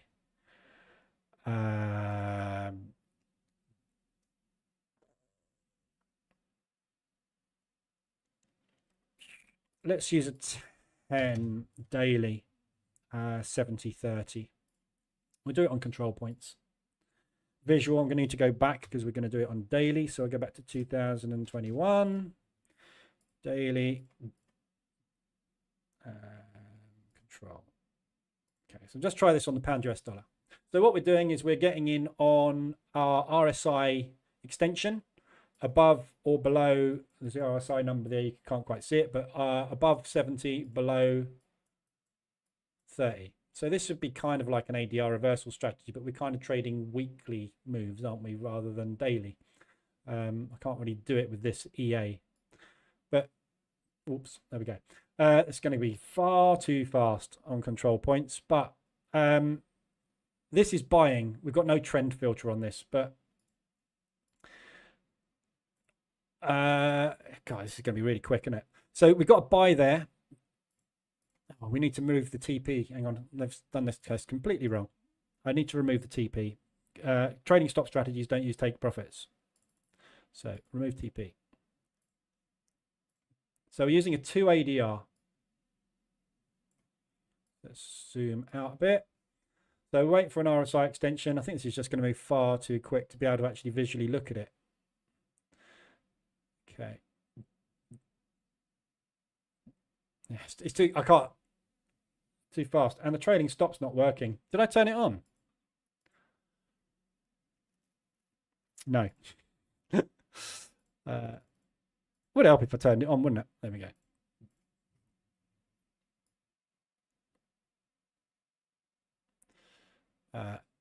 Right, so we've got a sell order here. The initial stop loss was there. Price is moving down, as you can see. It's trailing the stop with price, and this is working on every candle close. Yeah, so this is how an ADR reversal strategy would work. But what we're doing is we're reverting the mean of that move. So it's either going to be a trend continuation or it's going to be a trend continuation. We don't know which, do we? So it might work. Well, let's try it. Let's just let it run. Oh, it's done, completed. Okay. So it didn't lose any money. It didn't make any money. But that doesn't mean it's the right thing, the right settings, does it? We obviously need to do a robustness test. So it's a strategy with potential because it hasn't made and it hasn't lost. So it's got periods where it works well. But this is the thing with trailing stop strategies, which you probably already know.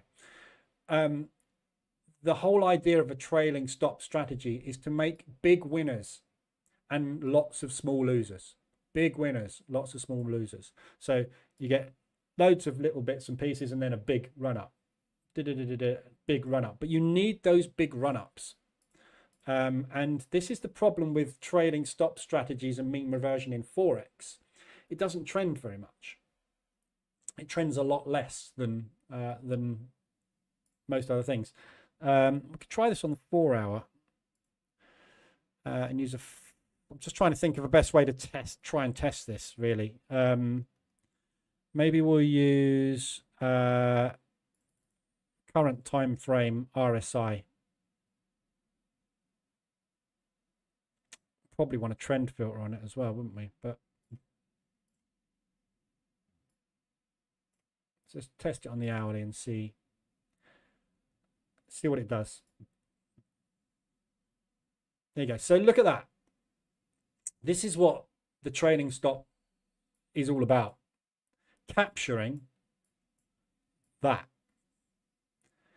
If you got in on a measured move, you would capture, or a level based, you would capture that. Or you would capture a risk reward of 1.5R, for example, one of those. Yeah. But the trailing stop goes, right, well, let's say that that level hasn't got any limit orders at it and we smash through it and retest it and enter again. There's a beautiful breakout strategy. Just makes loads and loads and loads and loads and loads and loads of money. But the stops are, as long as the market moves a little bit in your favor, always smaller. That one's not. But if you go back, yeah, look at all these smaller losses. So we went long there. We tiny little profit because we went into a range, but it moved. Now, in this case, a measured move would have worked better, wouldn't it? We got in there, stop loss there. We target a level.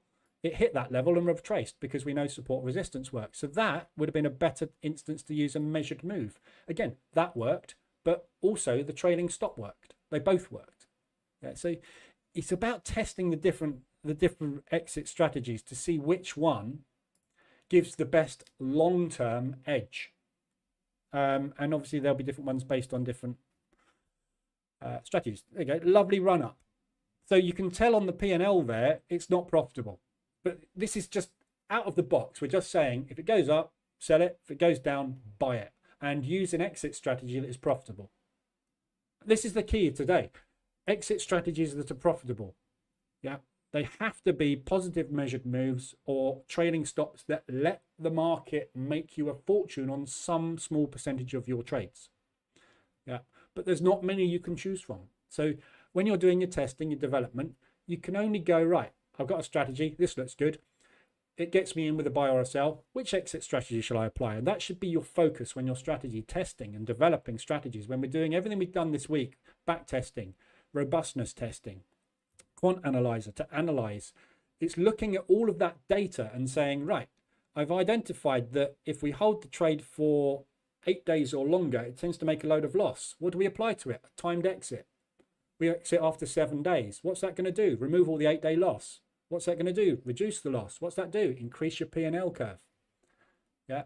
Why is it increasing your P&L curve? Because we've applied an exit strategy that is suited to the market conditions and the strategy, that the entry method. Yeah. With indices, trade long only with linear regression. Yeah, we could try that as a strategy. But again, trade long only with linear regression. How'd you get out? Yeah, I can trade long only with a coin. Every morning I flip a coin. If it's a head, I trade. If it's a tail, I wait. The next day I flip a coin, I get a tail. Next day I flip a coin, I get a tail. Next day I flip a coin, I get a head. Why am I going to make money? Because I exit with an exit strategy suited to the instrument that I'm trading. At the end of the day, it doesn't matter whether you get in on linear regression 65.3. Have you tested linear regression 62 or 71 or 74? Yeah, have you robustness tested linear regression, or are you picking the level that suited the market that you saw to make a profit curve that worked? Yeah. Got to test all the variations of it. Otherwise, it's not going to be robust moving forward. 3 months, 65 days.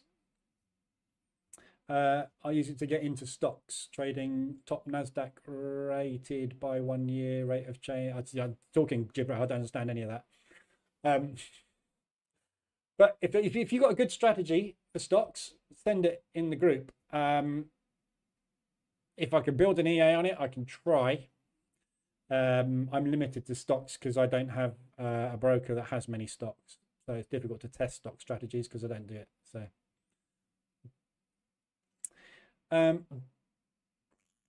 yeah, so there you go. So that's pretty much the end of that session. Any other questions on exit strategies? If you're obviously watching on replay, stick them in the comments or stick them in the Discord channel.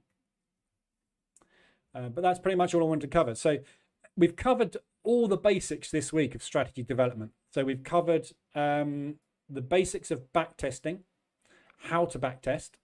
We've covered analyzing the results in Quant Analyzer and creating portfolios with different strategies or different instruments with the same strategy.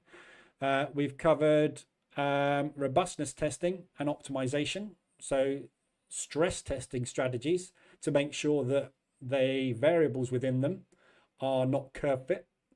We've covered strategies to use on prop, which is basically gambling, but the reason I wanted to do a video on it so that I can send members to it and say, if you want to trade prop, go and watch that video, understand what you need to do. Go into a casino, you can get the same result. If you went into a casino with $1,000, you've got the same chance of winning money in the casino with that $1,000 than you have of buying an evaluation on prop. Long term. You know the casinos have got an edge, right? So anyway, we covered prop, didn't we? And we covered exit methods. So you have everything there to come up with, analyze, develop, and trade any strategy under the sun, basically. So what we will do, and what I do on a regular basis, day in, day out, is find strategies and test strategy ideas on different instruments to see what edges we can uncover. And there's a lot of them, obviously, out there. There's a lot of strategies. So if you've got a strategy that you trade that can be automated, and this is the key, it can be automated, meaning it has a set mechanical set of rules for entries.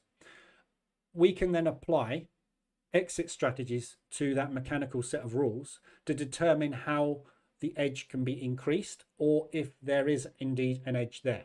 Yeah.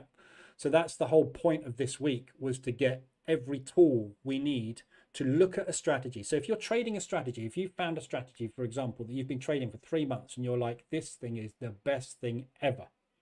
Yeah. We now know how to go and test that in detail to see whether or not you're in a lucky run, which is about to end, or whether you indeed do have a good strategy with a long-term edge. And now we have different exit strategies. We might look at that strategy again and go, wow, now I've looked back at this, if I'd have just held it for twice as long, I'd have made 3 times more profit.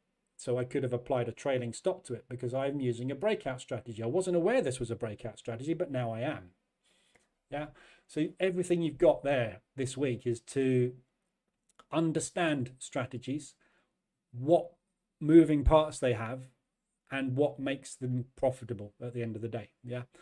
I've got other strategy development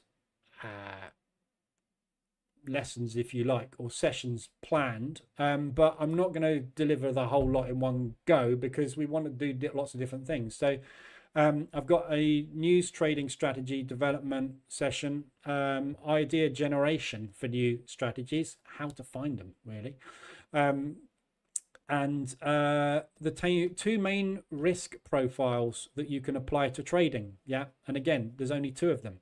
It's either fixed risk or DCA, dollar cost averaging, or position trading. Those are the only 2 ways you get in. When you get into the market, you either say I'm getting out there, or I'm going to see what happens and I'm going to adjust my price. So looking at the pros and cons of those. I have 2 other main blocks of sessions planned. One of them is on reading price action and trading price action. And obviously that's something we can do, and live trading price action. And that comes in sort of about 7 or 8 different sections, which covers all of it basically. What I'm trying to do basically in these sessions is get all the crap, everything out there, and get rid of all the chaff basically, and deliver the stuff that's important, because there's so much misinformation, which you only know when you've been doing it for a long time and you identify it's misinformation or duplication. Yeah. And again, like I've just said today, there's 1,000 strategies out there. There's not, there's 3. You give me any strategy and I'll tell you which one it is. It's one of those. Yeah. Because the market can only do 3 things, can't it? It's either trending, it's ranging, or it's breaking out. Yeah. So whatever you're doing, you are trading one of those strategies. If you flip a coin right now, what are you doing on this particular chart? if you flip a coin now and go long or short, you're trading a range bound strategy, which is either going to be mean reversion or breakout. But until this has done something, this is just a coin flip type strategy, isn't it? So it's going to turn into one of those strategies. Mean reversion, you will take from down here or on an extension. Yeah. Breakout, you will take after it has gone out of that level. Yeah. But you would never trade from here. Anybody that takes trades today is flipping a coin. There's no strategy that's flipping a coin. But flipping a coin with an exit strategy that works will obviously work, won't it? But we've got price action or planned, which is loads of sections. And obviously the trader development is basically just all the stuff that is more to do with the psychology side of things and the basics of trading, if you like, which are the fundamentals of trading, prices, binary, that sort of stuff. So what I might do is put up a list of the subjects, possibly, maybe as a poll, and then we can decide who wants what. Or if you've got specific things you would like to do or cover more, kind of give me your input. But otherwise, I'm just going to start delivering stuff on a daily basis, which is just things that are going to help us. But I want to do loads of strategy development. And try and find some strategies which are good. And it's all about sort of sourcing strategies, which is what I spend the vast majority of my time doing, is finding videos, finding strategies and testing them and applying different risk criteria to them and applying different exit criteria to them, because 9 times out of 10, probably 9.9 times out of 10, I find that whatever that strategy is doesn't work when you robustness test it. So you just end up throwing it away. So, but what you can do is apply different exit criteria to the strategy to see if it has an edge with a different exit criteria. But the vast majority of stuff I find falls into one of those 3 categories. I have a mean reversion strategy already. I have a breakout strategy already. I haven't ever found a decent trend strategy, because trend trading happens a very small amount of the time and has a large stagnation period. So although I have found ones that work, I've got a great 3 moving average one, but I couldn't trade it because it would drive me nuts. It's the sort of thing you need to stick on an EA, stick on a chart and look at it once every 6 months, because if you look at it every day or every week, it will drive you mental, because all it does is it makes money, lose money, makes money, lose money. And then it goes, I made a load of money, and then it gives a load of it back, because that's trending. Trending is your P&L. So, morning, I am mega late. Harold, you're not just mega late, you've arrived at the end. So you're going to have to watch the replay. So any questions you've got, use the comment section or use the Discord channel. Anybody got anything else they want to discuss, talk about, look at before I go? Let me know. Other than that, it's the weekend and it's non-farm payroll day. So we'll be watching that, which will be exciting. Going to get some movement today at 1:30. I'm keenly watching the chat, but nobody's saying anything. So I'm assuming that nobody's really got anything to say. So if you haven't got anything to say, which it looks like, hang on, Harold's just said something. When can we test the strat I proposed? I've got to build it in, Harold. So Harold basically came up with my strategy, a variation on it, propulsion gap strategy. It's building that out into an EA is not a 5-minute job. I have got a variation of it already built. Obviously, the reason I have this built in my EA is because it's a strategy using one of the indicators I use. So I have got a propulsion gap strategy already built, which uses let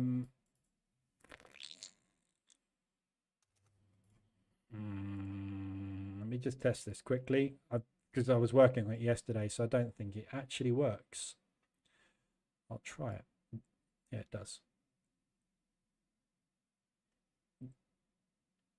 So this is basically a propulsion gap strategy.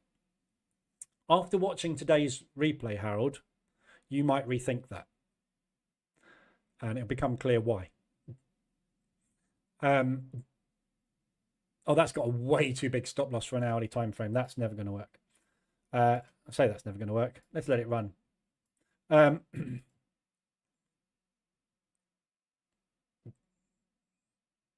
Yeah, it's going to find that very hard to make money because it's stop's way too big for an hourly time frame. We need to drop that to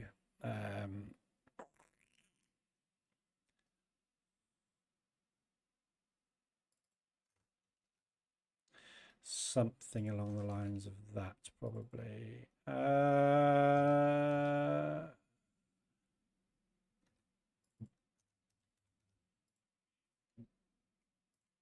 That might work. So yeah, so this is basically a propulsion gap strategy. So Harold's idea is to use propulsion gaps. That's too tight. Use propulsion gaps and take momentum breakout on propulsion moves. Yeah. So the idea being, obviously, it's a momentum breakout strategy. So when you get a propulsion gap, and obviously this is using completely the wrong size as well. We're going to need to use something. I mean, on an hourly time frame, you've got to be using. That's way too small. Why is that so small? It still draws it, doesn't it? So the idea being is when you get a propulsion gap, probably better to use a chart, one that's not ranging. When you get a propulsion gap like this one here, perfect example, look.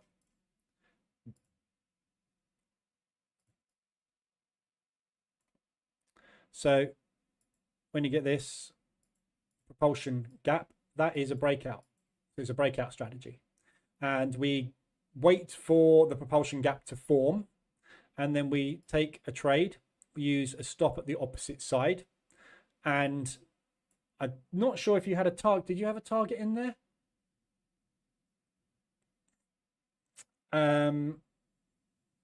But yeah, so basically that's it. And then because it's a breakout strategy, one of two things is going to happen. It's either going to be a false breakout, or it's going to be turning into, in this case, a trend. Yeah.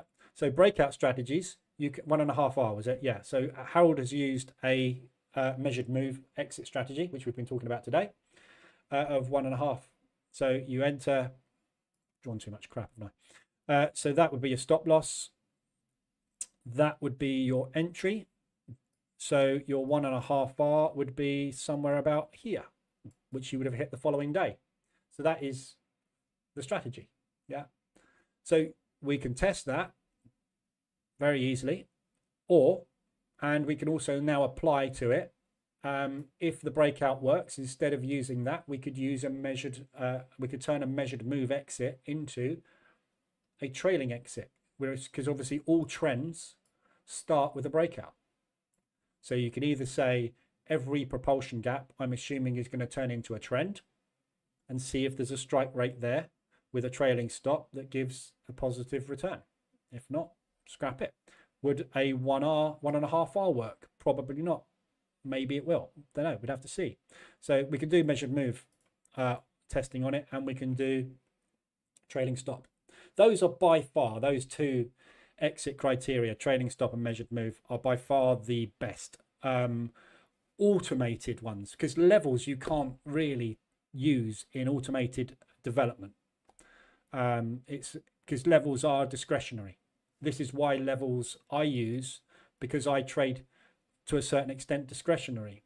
I adjust my targets based on where I think price is going to go, and that's always a level, but it's discretionary. Some other people might be going here with their targets because they've been in the trade for 2 weeks, it hasn't gone anywhere, and they just want to get out.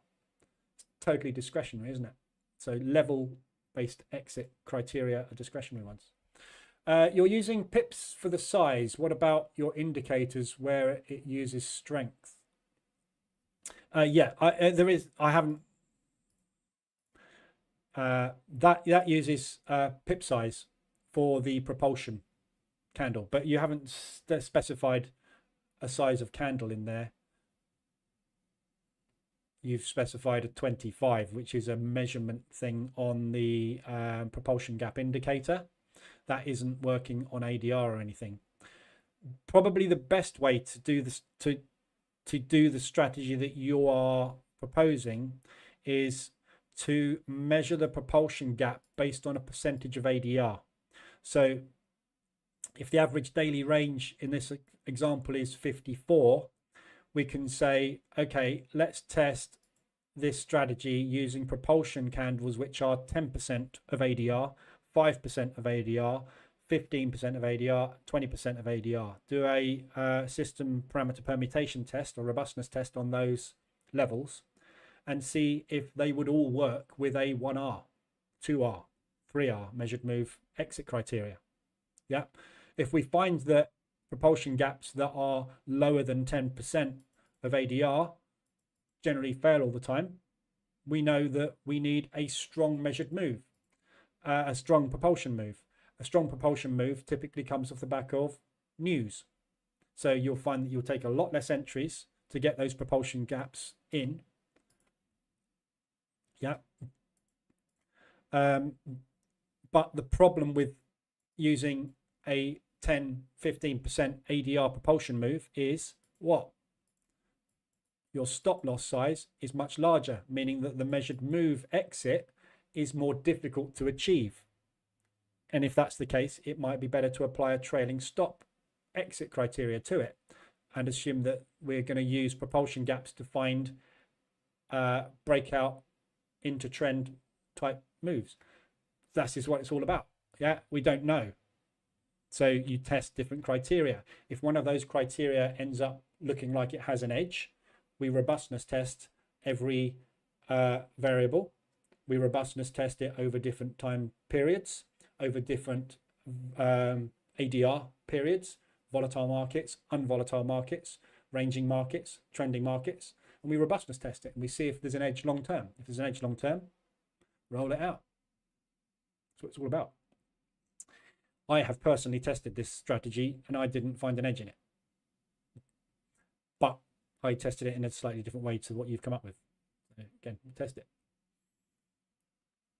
But you just do percentage risk or money risk. No, I do money risk. Whenever you're doing testing, any back testing that you do, you should always use a fixed risk, not a variable risk. Yeah. So when this EA only has one input, money, how much money do you want to risk based on a stop? Yeah. That stop can be removed, but you risk an amount of money based on a distance, and the distance is based on the movement of the instrument. Yeah. So if you use a percentage risk, the problem with using percentage risk is that the profit and the loss becomes a variable. If you have a 100K account and you have a good year and you turn that into a 200K account, yeah, and then it has a bad year, the bad year gets worse faster because you're now risking 200 instead of 100. You're doubling your risk. So in periods where you have drawdown, losing streaks, the losses are exponentially faster and bigger. If you use exactly the same risk on every trade, regardless of what the account size is, it's got two advantages. One, it shows you robustness over time, that it doesn't matter what the risk is from a monetary perspective, it will always work. And what was the second one I was just thought of, but I completely forgot, it's gone out of my brain. You've got a level playing field, basically, is why you use it. So that, you know, you can also, that's the other one, you can see what the overall risk of the strategy over time is. So if you use $100 risk on every single trade and you run a strategy test and the maximum drawdown is 6,000, you know that you can trade this strategy with a $6,000 account. If you've only got $3,000, you know that you can reduce that risk to 50 and you can trade that strategy, because if you halve the risk, you will halve the drawdown. If you use a percentage, when it has its bad drawdown, the drawdown becomes a variable. Yeah. And the profit becomes a variable. But the problem is the variable of drawdown and profit are non-controllable in a strategy because they're dependent on market conditions. So it just doesn't work. So you have to use fixed risk. I always use fixed amount of money because that at the end of the day is what we use. I could use fixed pip.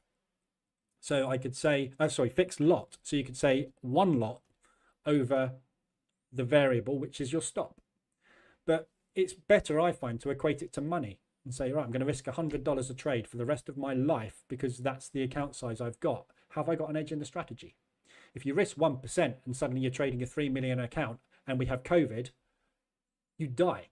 If you're risking 100 when we have COVID, you live. Yeah, so it tells you what happens when the market goes mad. It gives you a much clearer benchmark for your testing is kind of what I'm trying to say. But you always risk it over a period of ADR. Yeah, you've got to match the risk to the instrument, and the instrument is not going to be the same.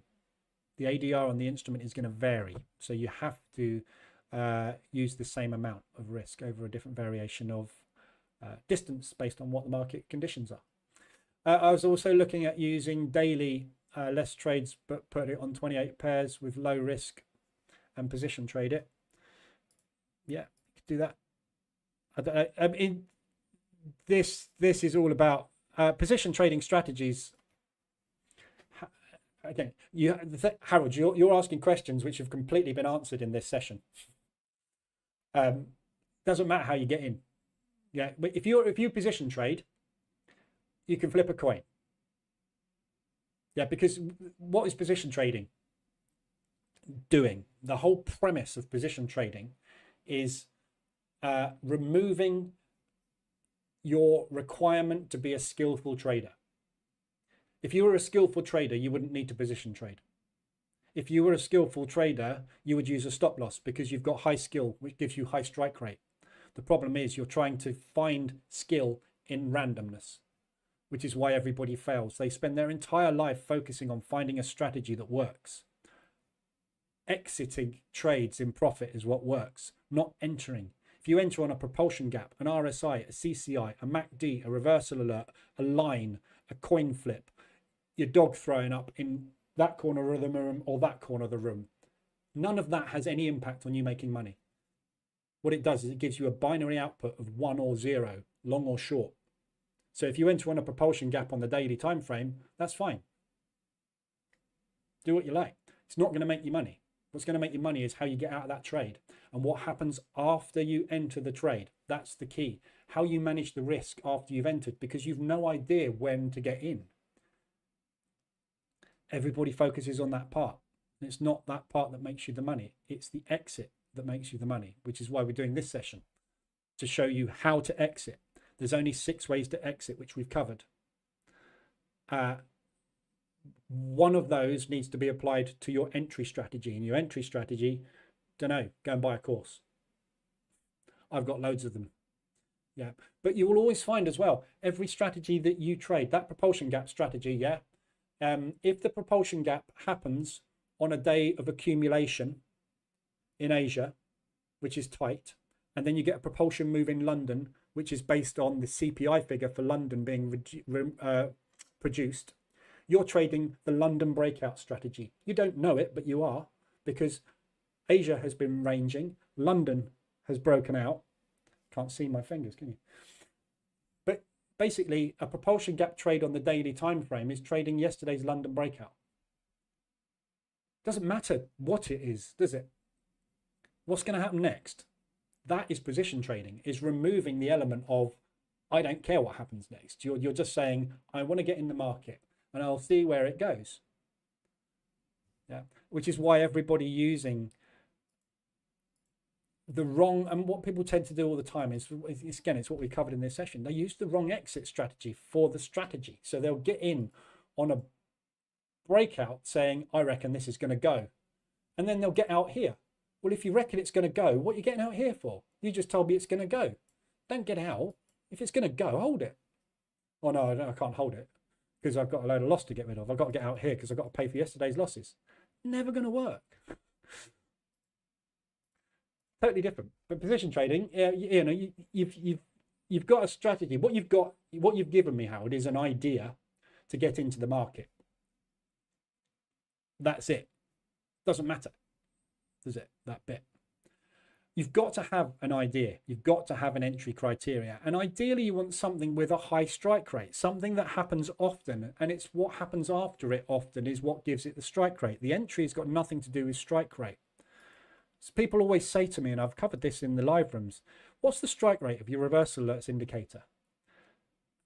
And it's always new traders that ask that question, because they're asking what the strike rate of price moving up, down, and up again is.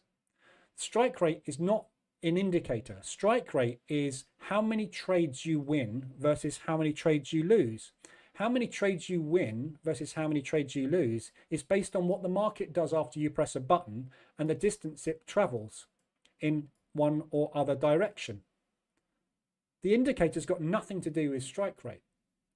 If you go, every time you get a reversal alert, if you went 1-to-1 risk reward ratio based on half an ADR, I can tell you the strike rate of that because I can test it and I can tell you the strike rate is X. If the strike rate comes out at 55%, I'll trade it because it's an edge. If it comes out at 45%, it's not an edge. But if I increase it to 1.2 measured move risk reward, it becomes an edge again at 45% strike rate. It's not that. That's not the edge. That's not the strike rate. That's just a reason to create a binary entry into a market. No. How I get out of that trade is how I make my edge, my money. Yeah, so I'll try and build what you sent and we'll test it. It's half built already because I've already got propulsion gaps in there. It's just it doesn't measure the size of the candle in ADR, and I think that's what you need. How's the ADR reversal strategy doing? That looked promising. What do you mean? I've been trading ADR reversals for years. Not sure what you mean.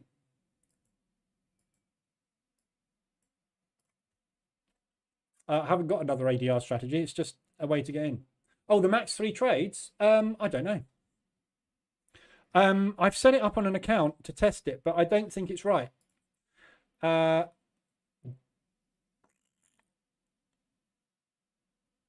Yeah, no, it's not. Well, I don't know. It's not had long enough. The problem is I'm testing it on yen pairs, and it shouldn't be tested on yen pairs. It just doesn't work on yen. And I don't think this is using 24-hour exit, this one. No, it's using Friday exit, not 24-hour exit. I need to spend more time robustness testing this. And again, I'm not convinced. The edge is there in initial testing. However, the testing that I've done is over 4 years, and the portfolio that I've created is profitable, including yen pairs. It needs to have yen pairs removed, and I think it also needs to have Swiss pairs removed. And I'd like to test it actually in my other EA because it is a sort of a stop loss based strategy with time-based exits, but I'm using multiple time-based exits. The problem is the Friday exit really smooths the equity curve out, but it also creates very large dips in equity. So if you get into, for example, if you get into an ADR reversal on Monday and it goes against you all week, your Friday exit is going to hemorrhage a lot of cash. If you get into an ADR reversal on Thursday and you do a Friday exit, it's not. So there's a lot more work I think needs to be done on time of day and instrument with it. And the problem is my time. I don't have it. So yeah. Is Friday exit for the entire position? Yeah, shut, flat on Fridays. Today is a prime example. If at all possible, I mean, it'll go flat today and it will make a 2% loss. Obviously, the rest, it won't make a 2% loss because by the end of today, the market will have gone mental and it might have made a 5% profit today. But today's a prime example of why you want to be flat on a Friday. We got a war kicking off, and Monday's likely to gap. So yeah, it needs a little bit more work. Again, you're going to get this with it. It's going to make losses. It's had some amazing days. Look, there's a 3% day. It's had 2 bad days in a row. But do you know what caused those 2 bad days? Yen. The bloody yen again. It doesn't work on the yen. And I need to filter out the results from those pairs that don't work. So when I did the portfolio analysis in Quant Analyzer, it was obvious yen pairs are not good for this. And not recently, not a long time ago. It didn't work on the yen pre-COVID, and it hasn't worked on the yen post-COVID. I'm running it live in here with the yen. So it's not really, that's not a fair representation. If you look at some of the yen pair trades, he's in a short at the moment on the US yen. There's a nice Aussie yen exit. Look, so you know it does kind of work on some of the yens, but it's also made a hell of a lot of losses on yens as well. Look, it's made some profits on the yens in the last few days, but long term it doesn't.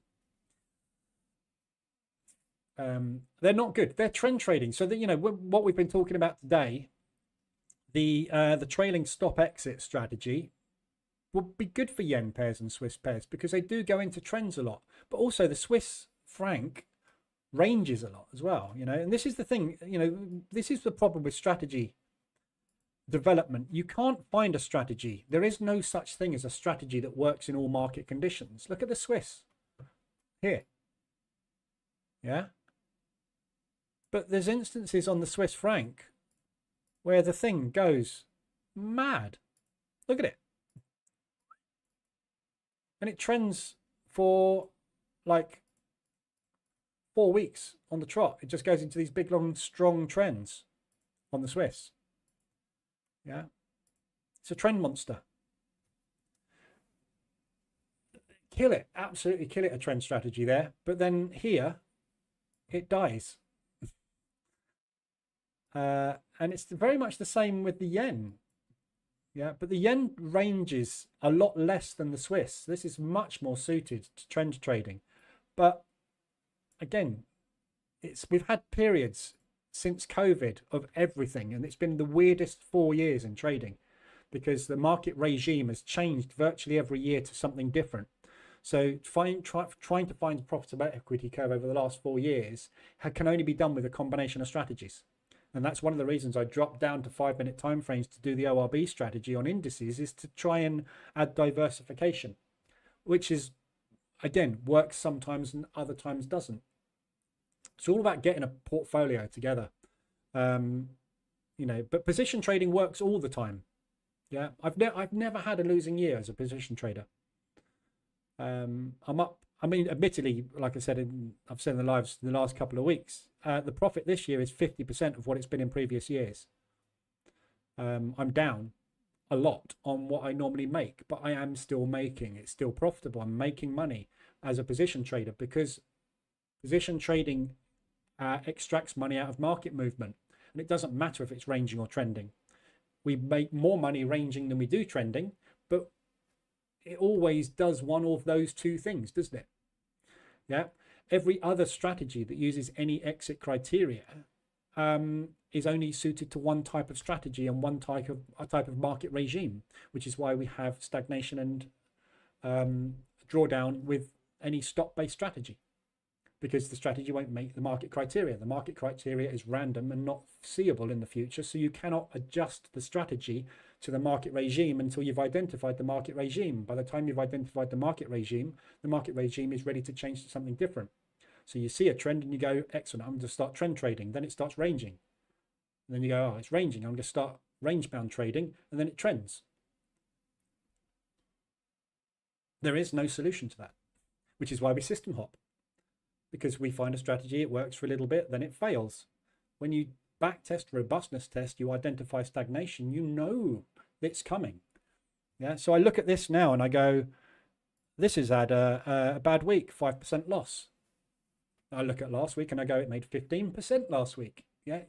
You can't look at a week, a day. It's a massive long-term thing.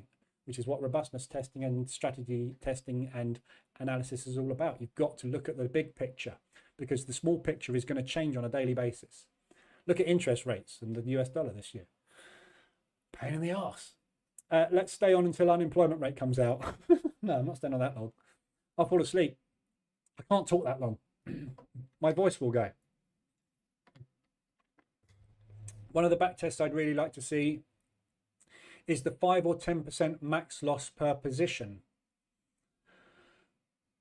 Not because I'd ever use it, but because I want to see how many times it gets there in 20 years. Well, can you not do that?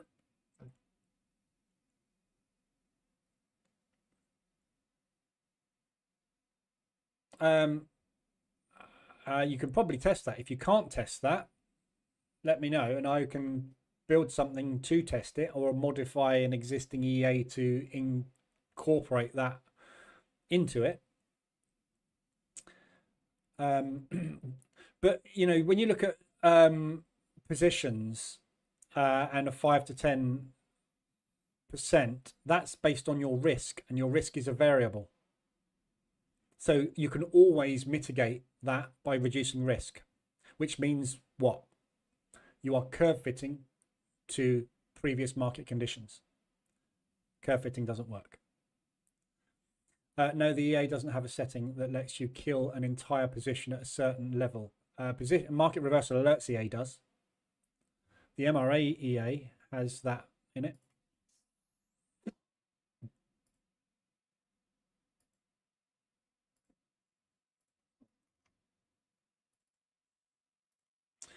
So market reversal alerts EA, you have close all when in X pip profit, close all when in X pips loss, close in loss when at X money. So that is the one you would use. Closing loss at percentage of ADR. So it would be closing loss at X money. So you'd use a monetary risk entry and then you would use a monetary risk exit. You can do this on control points though. It's slow, but on control points, it won't be slow. Yeah. When you're using this, you know, we're looking to see how many times you're going to get to 5 or 10%, right? It hasn't got to be accurate, is it? Roughly how many times do we get to 10% with a variation of maybe 5 or 10% on that? Yeah. You can use the market reversal at CA to do that. You only need the demo to do that because you can download the demo and just do that test.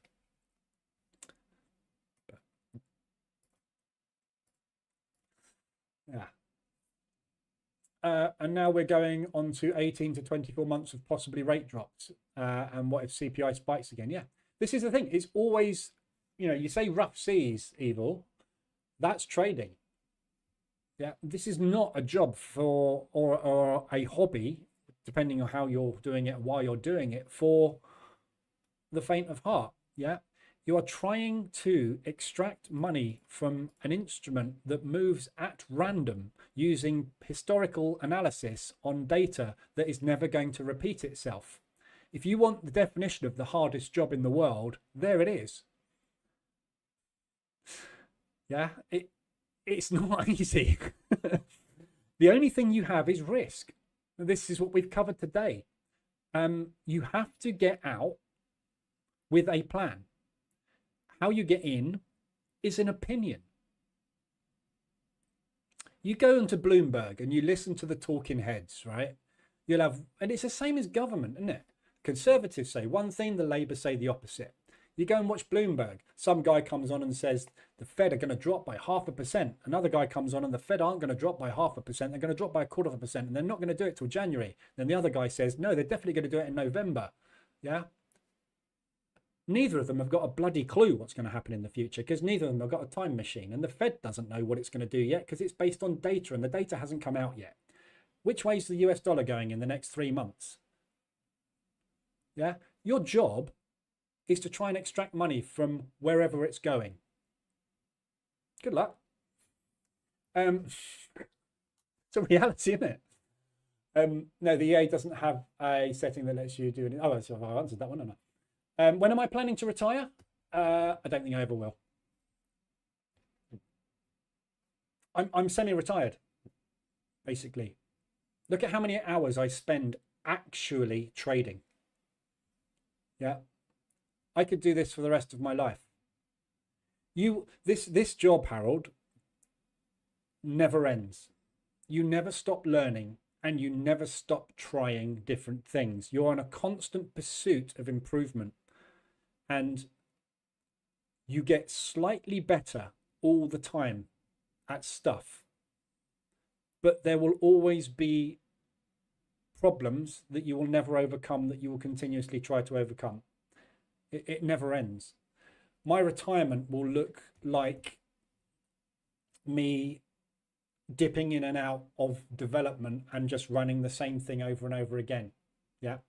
This is a constant source of income that is automated. I have very little I need to do. Yeah. So, you know, today I've done 2 streams today. I've done a little bit of testing. I've done a little bit of planning. And if I wasn't doing any of that, my job would be wake up, look at this, check the news, what's coming up today. Just before 1:30 today, open up my charts, bank some profit, see what the news does, have a look at things, maybe press one of those, go and do something else. Before I go to bed, open this up, have a look at this, bank some of that, close some of that, see if anything's moved, press one of those maybe, go to bed. Wake up. To be successful, you need to check this thing 3 times a day. I can do that until I'm 90. My reaction time is irrelevant because if it takes me 30 seconds to find the button because I'm looking for my glasses. Is that buy or sell? Oh, I've gone colorblind. Is that green or red? That's the only problem I'm ever going to have, isn't it? This isn't going to change. This is going to go up and down all the time. What we change might change. What we trade might change. So we might be trading the yuan more in the future. If we've got a future, you know, just what is retirement? Retirement is doing what you love. More of it. Yeah. I can go, and I did, and you've seen me do it. I went on holiday this year for a week. I've only done one holiday this year for a week. And what did I do on holiday? I checked the charts twice a day on holiday. I didn't do anything different. Nothing changed. I didn't take as many new trades, but that's what retirement is, isn't it? Sitting down there watching the telly with the missus, or going off, walking the dog for 4 or 5 hours somewhere in the New Forest, having a nice lunch, coming home, opening the charts up, having a look, shutting the charts, going out for a bike ride with the... What's retirement? Retirement is when you stop working. Yeah. This is more of a lifestyle, isn't it? It's not a job. That's the way I see it anyway.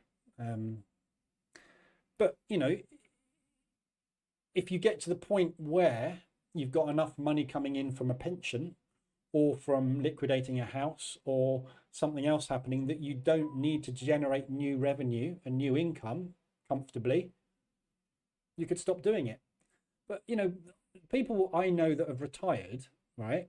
I know someone that's retired that has gone back to work because he's bored.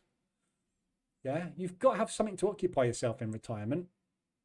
This is a pretty good thing to do, isn't it? We need to know so we can plan and make sure we learn everything. Everything I learn is already out there. Everything I've done today, this week, right? If you learn nothing more in the rest of your life, everything you've learned this week is everything. Yeah. Your job is to make money. If you can test a strategy robustly in the past and it makes money, your job is to apply that to the market and watch it. There is nothing else. When the market moves, you exit. Getting better at entries isn't going to make you more profitable. Getting better at exits is going to make you more profitable, which is what today's been about. Applying the right exit strategy. Holding trades. Somebody said in the poll that I put up on YouTube, what's the thing you have the most problem with? I don't think anybody else has answered this poll. I haven't actually checked. I ought to check. Oh yeah, that's me posting that. There you go. Look, you see that there. I put a little poll up just to get some ideas of what to cover. What do you struggle with most in trading? Knowing when to enter a trade, 14%. I mean, admittedly, there's only 7 votes, but not many people struggle with knowing when to enter a trade. At the end of the day, it's a coin flip. Can be a coin flip. Knowing when to exit, biggest problem. Today, we've gone through every possible exit strategy there is. Yeah. The advantages and disadvantages of them. Covered. Yeah. Hopping from system to system. Now you know that every single system is one of 3 strategies. Yeah. You don't need to hop from system to system anymore because the next one you learn is going to be the same. It's going to be a breakout, a mean reversion, or a trend. It's going to have a entry criteria, which is going to be the same as something else. Yeah. And that's the thing you've got to worry about, the exit criteria. Which time frame should I trade on? Does it matter? Flip a coin, press the button. Which time frame have you traded on? The daily? Right. Time frame is a good one. Which time frame should I trade on? How am I going to do this?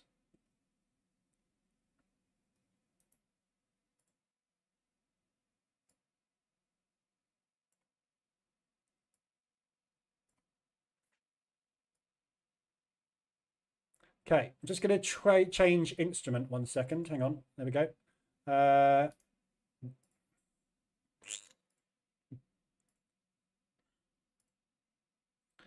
Okay, let me just quickly change instrument again. Okay, and I'll change it again. Okay, what time frame is that? Somebody tell me what time frame that is. Anybody? I think you get the point of what I'm doing here. Time frame is irrelevant. A candlestick is a representation of time over price. This is a weekly chart on the pound Swiss.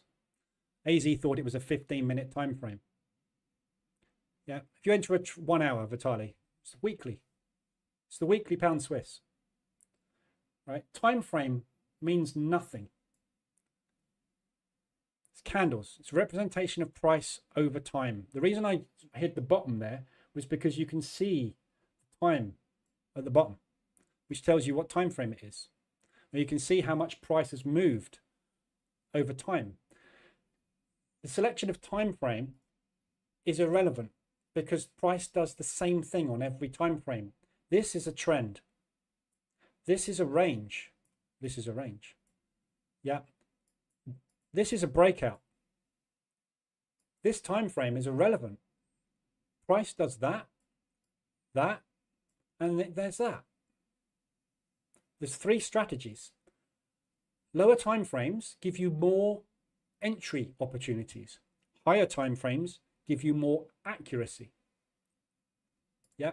So the question, which time frame should I trade, is based on 2 things. How much time have you got to do analysis? And that's about it. Yeah. If you can only check the charts once a day, doesn't matter which time frame you check. Use this one. Yeah. And go, I'll go short there and I'll go long there. Right? Set a pending order there and a pending order there. This is a 1-minute chart. But I'm going to shut the chart and I'm going to apply an exit strategy to it and walk away. I'm going to use a measured move or a trailing stop. Doesn't matter, does it? The big spread gives it away on this one, obviously. But it doesn't matter what time frame you trade, does it? It's irrelevant. Price does the same thing. It ranges and breaks out and it trends. You can apply one of 3 strategies to it. You can either mean revert it, you can take a breakout on it, or you can enter into a trend on it. Yeah. You're just trading more chop at lower time frames, but people trade this. People will look at this chart and they'll go, I'm going to take an accumulation breakout here and I'm going to apply a trailing stop exit strategy. This is a 5-minute chart. Somebody that's taken this trade today has made a good trade. The amount of money they've made is based on their risk. That's got nothing to do with time frame either.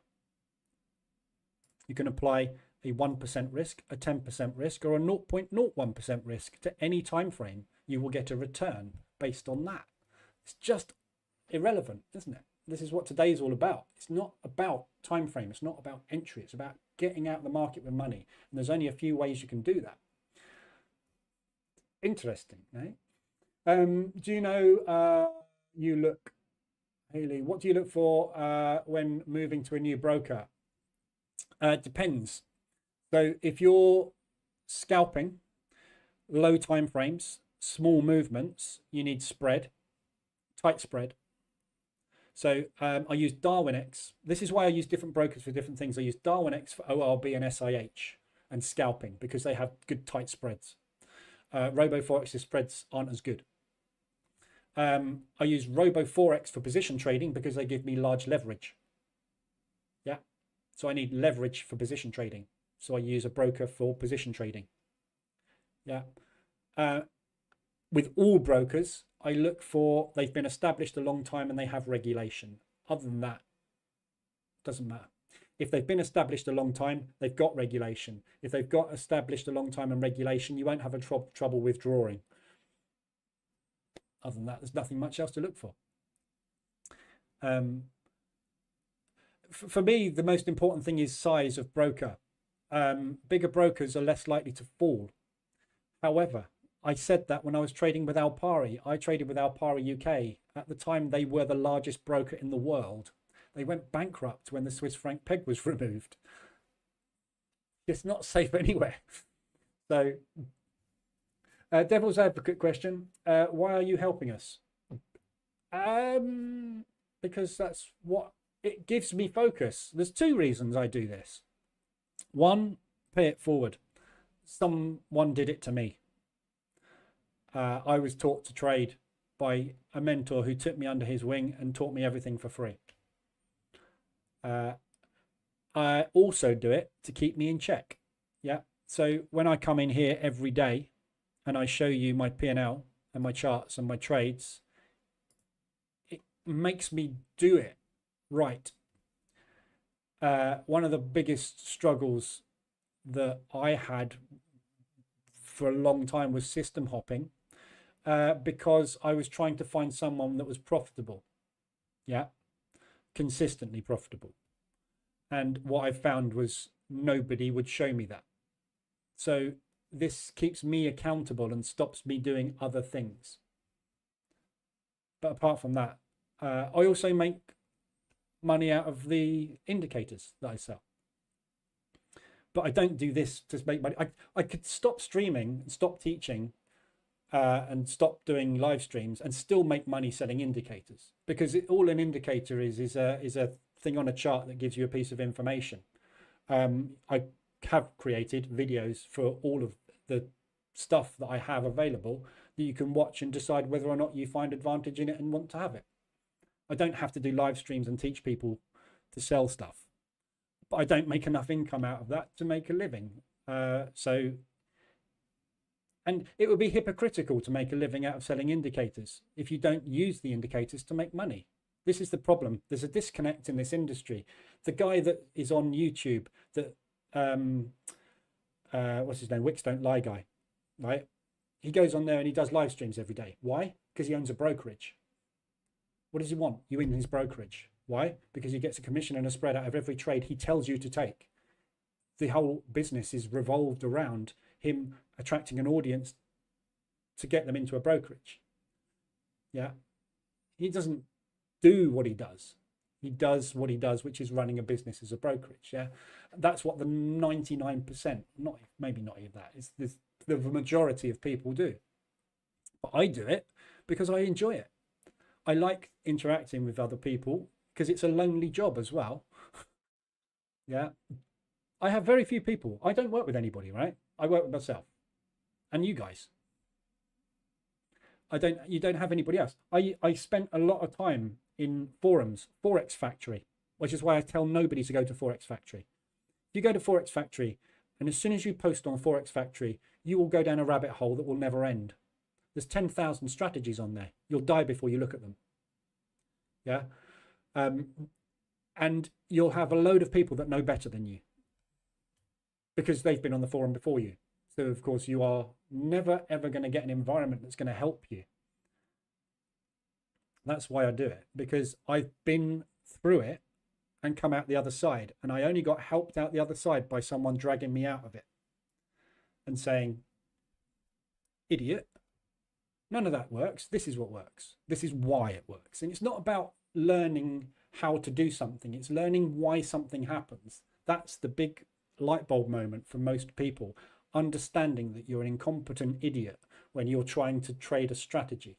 It has nothing to do with market movement. There's a bank today going to input $7 trillion worth of orders at 1:30 this afternoon.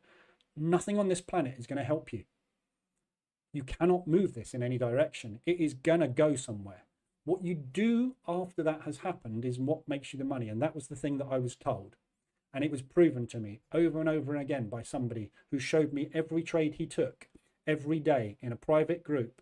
And he showed every single trade. And I looked at it all and I went, I get it. He's pressing the button and waiting for the market to move until it's profitable, and then he takes the money. What's his strategy? Doesn't matter what it was. That's not why he made money. That's what I want, and I enjoy doing it. Telling people constantly message me in Telegram saying, oh, thank God I found you. You make so much sense. I'm not doing anything clever. I'm making sense, right? I'm telling you why things are happening. If you don't believe me, if you don't believe that this moved down from here because of that level they sold at twice, fine.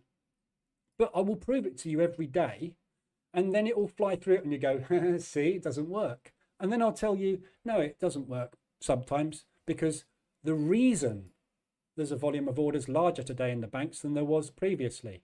And then you'll go, yeah, but I will tell you why. I will not show you what's happened. I will tell you why it's happened, the logic, the theory, the engine underneath this thing. That's what you need to understand.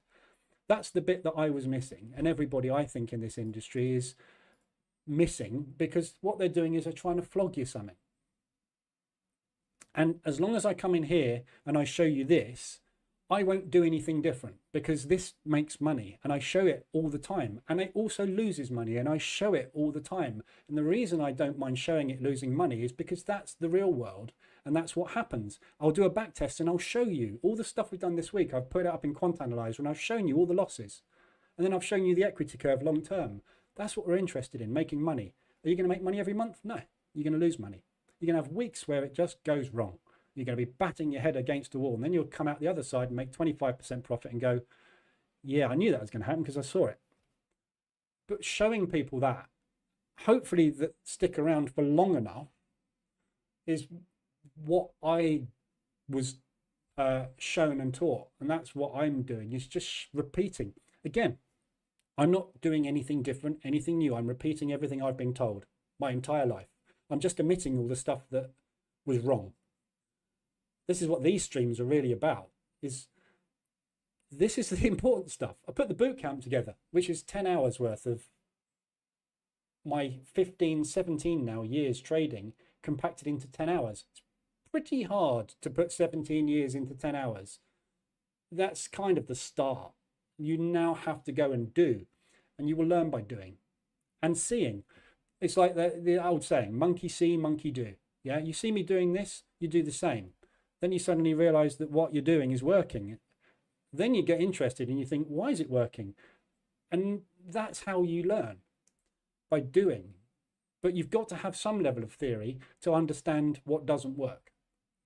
That's what I try and deliver. But the accountability part is a big part of it. So that's it. Have you tried coding any of the strategies from StatOasis and the Transparent Trader? Yep. Yeah. Got some here. So these are Transparent Traders, NR7. This is one of Steve.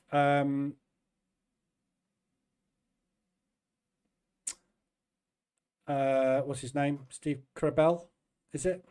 This is his strategy. Yes, that one.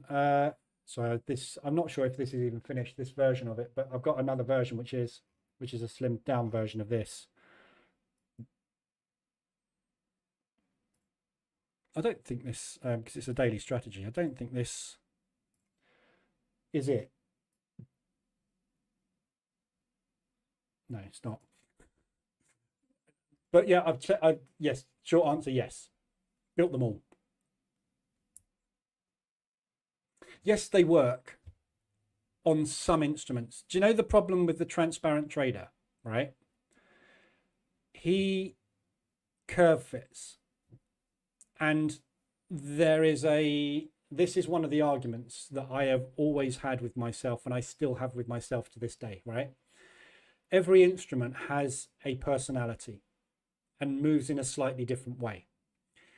If you develop a strategy for the pound US dollar, and if you look at the transparent traders stuff, Jared's very good at saying this strategy is for the US dollar yen. It won't work on any other instrument. It works on the US dollar yen. So what has he done? He's tested a strategy across all forex pairs, found that it doesn't work on 27 of them, but it does on the US dollar yen, and presented that to you. So what has he done? He's curve fit a strategy to the back test of the US dollar yen's price history and found a way to extract money from that historical data. Has he ever robustness tested it any more than using 10 or 20 variables? No. I've tested the strategies that he's done, and some of them do have an edge in the way that he describes them. But to make them robust, you need to test more variables, because the market's not going to do what it did in the last 10 years.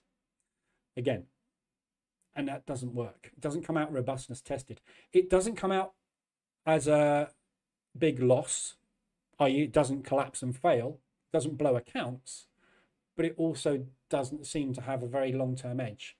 StatOasis, again, awesome at robustness testing, but a lot of his strategies are very much based on futures stuff and longer time frames. Yeah, StatOasis, you won't find him touching any chart under daily, really.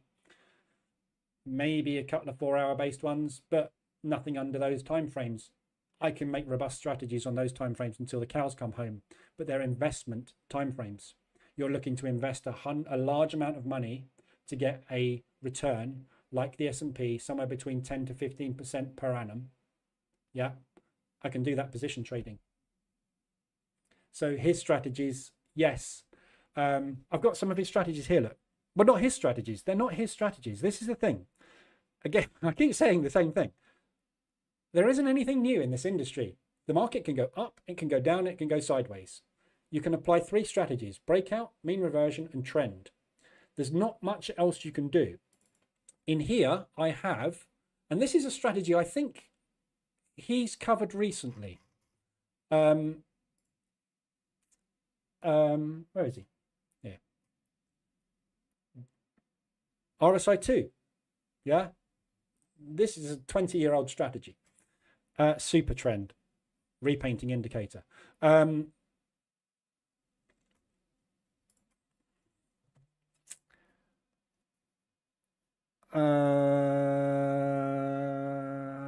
and down thrust, RSI versus TS. Don't even know what TSI is. 3-bar strategy. There we go. This is based on a theory which we're going to do a lesson on, which is an old theory which was developed back in the 1920s, which again goes with what I've been saying all along. When you get a candle, it tells you something. It's either bullish, it's bearish, or it's indecision. There are 3 things a candlestick does. Price action, we're covering all of this next week in detail. But when you get, you can run a 3-bar strategy. So I've got one here, which is called the in a row strategy. And it's very simple. When you get 3 bars in a row, you do something. What do you think you do when you get 3 bars in a row? You buy it or you sell it. Does it matter which you do? No, because it's the exit criteria that makes the money. The fact that the market's gone up for 3 days in a row does not mean it's not going to go up for 7 days in a row. It's gone up for 3 days in a row because of something. Look at the pound yesterday. Do you think that's going to continue to go down for the next 3 days? So all this is, all the strategies that he creates are having exit strategies applied to a thing that's happened in the market, which gives you a binary input. Yeah, so StatOasis's stuff, he's better, Ali Casey, than most out there because he robustness tests. Yeah, and a lot of his stuff is about robustness testing. You'll notice a lot of the time he's got a lot of content on strategy quant.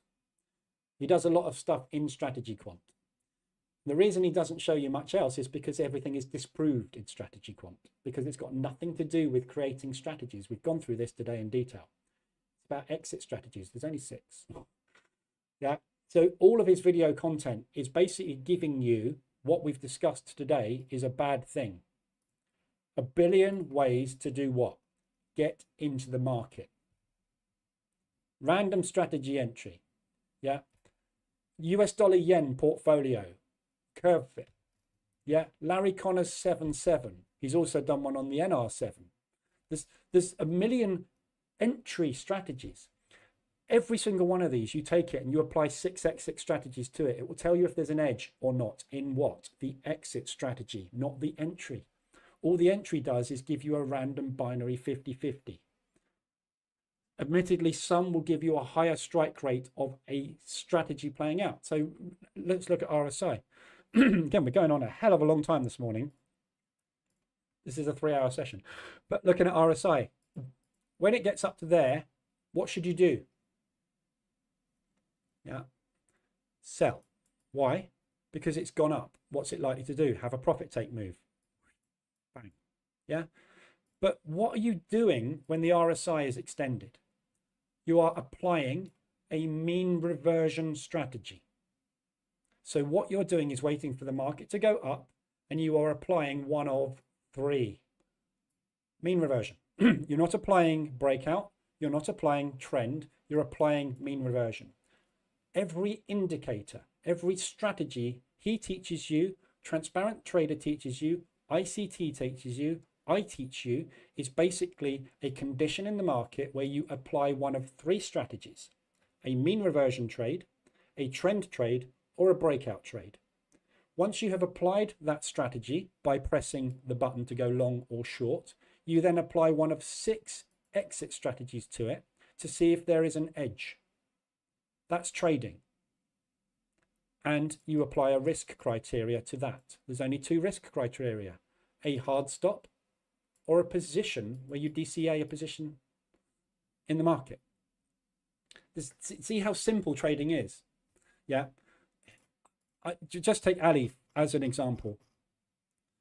304 videos. Each one of those is somewhere between 15 minutes to half an hour long. Add up how long that would take you to watch and then understand what every single one of these is telling you. An indicator will give you a binary condition where you apply one of 3 strategies and 6 exit strategies to that binary condition. That's trading. This week we've learned everything. Everything. There is nothing more. I can teach you loads more about candlesticks. I'm going to teach you, well, not teach you, but I'm going to explain more about my understanding, which is more what I should say, of what I've learned about everything else. But at the end of the day, formulation of a strategy has a condition, a signal, an entry, an exit, and it's a binary move based on randomness. Doesn't matter how many of these. You can use the super trend strategy. You can use the mean reversion bands. Yeah. He's given you that, and he's giving you an RSI. He's giving you a trend strategy. He's giving you a mean reversion strategy. He's giving you a mean reversion strategy. He's giving you a breakout strategy. He's giving you something else. I don't know what that is. But to see what I'm saying on all of these, yeah, no indicators. That could be anything. That could be a breakout, could be a trend.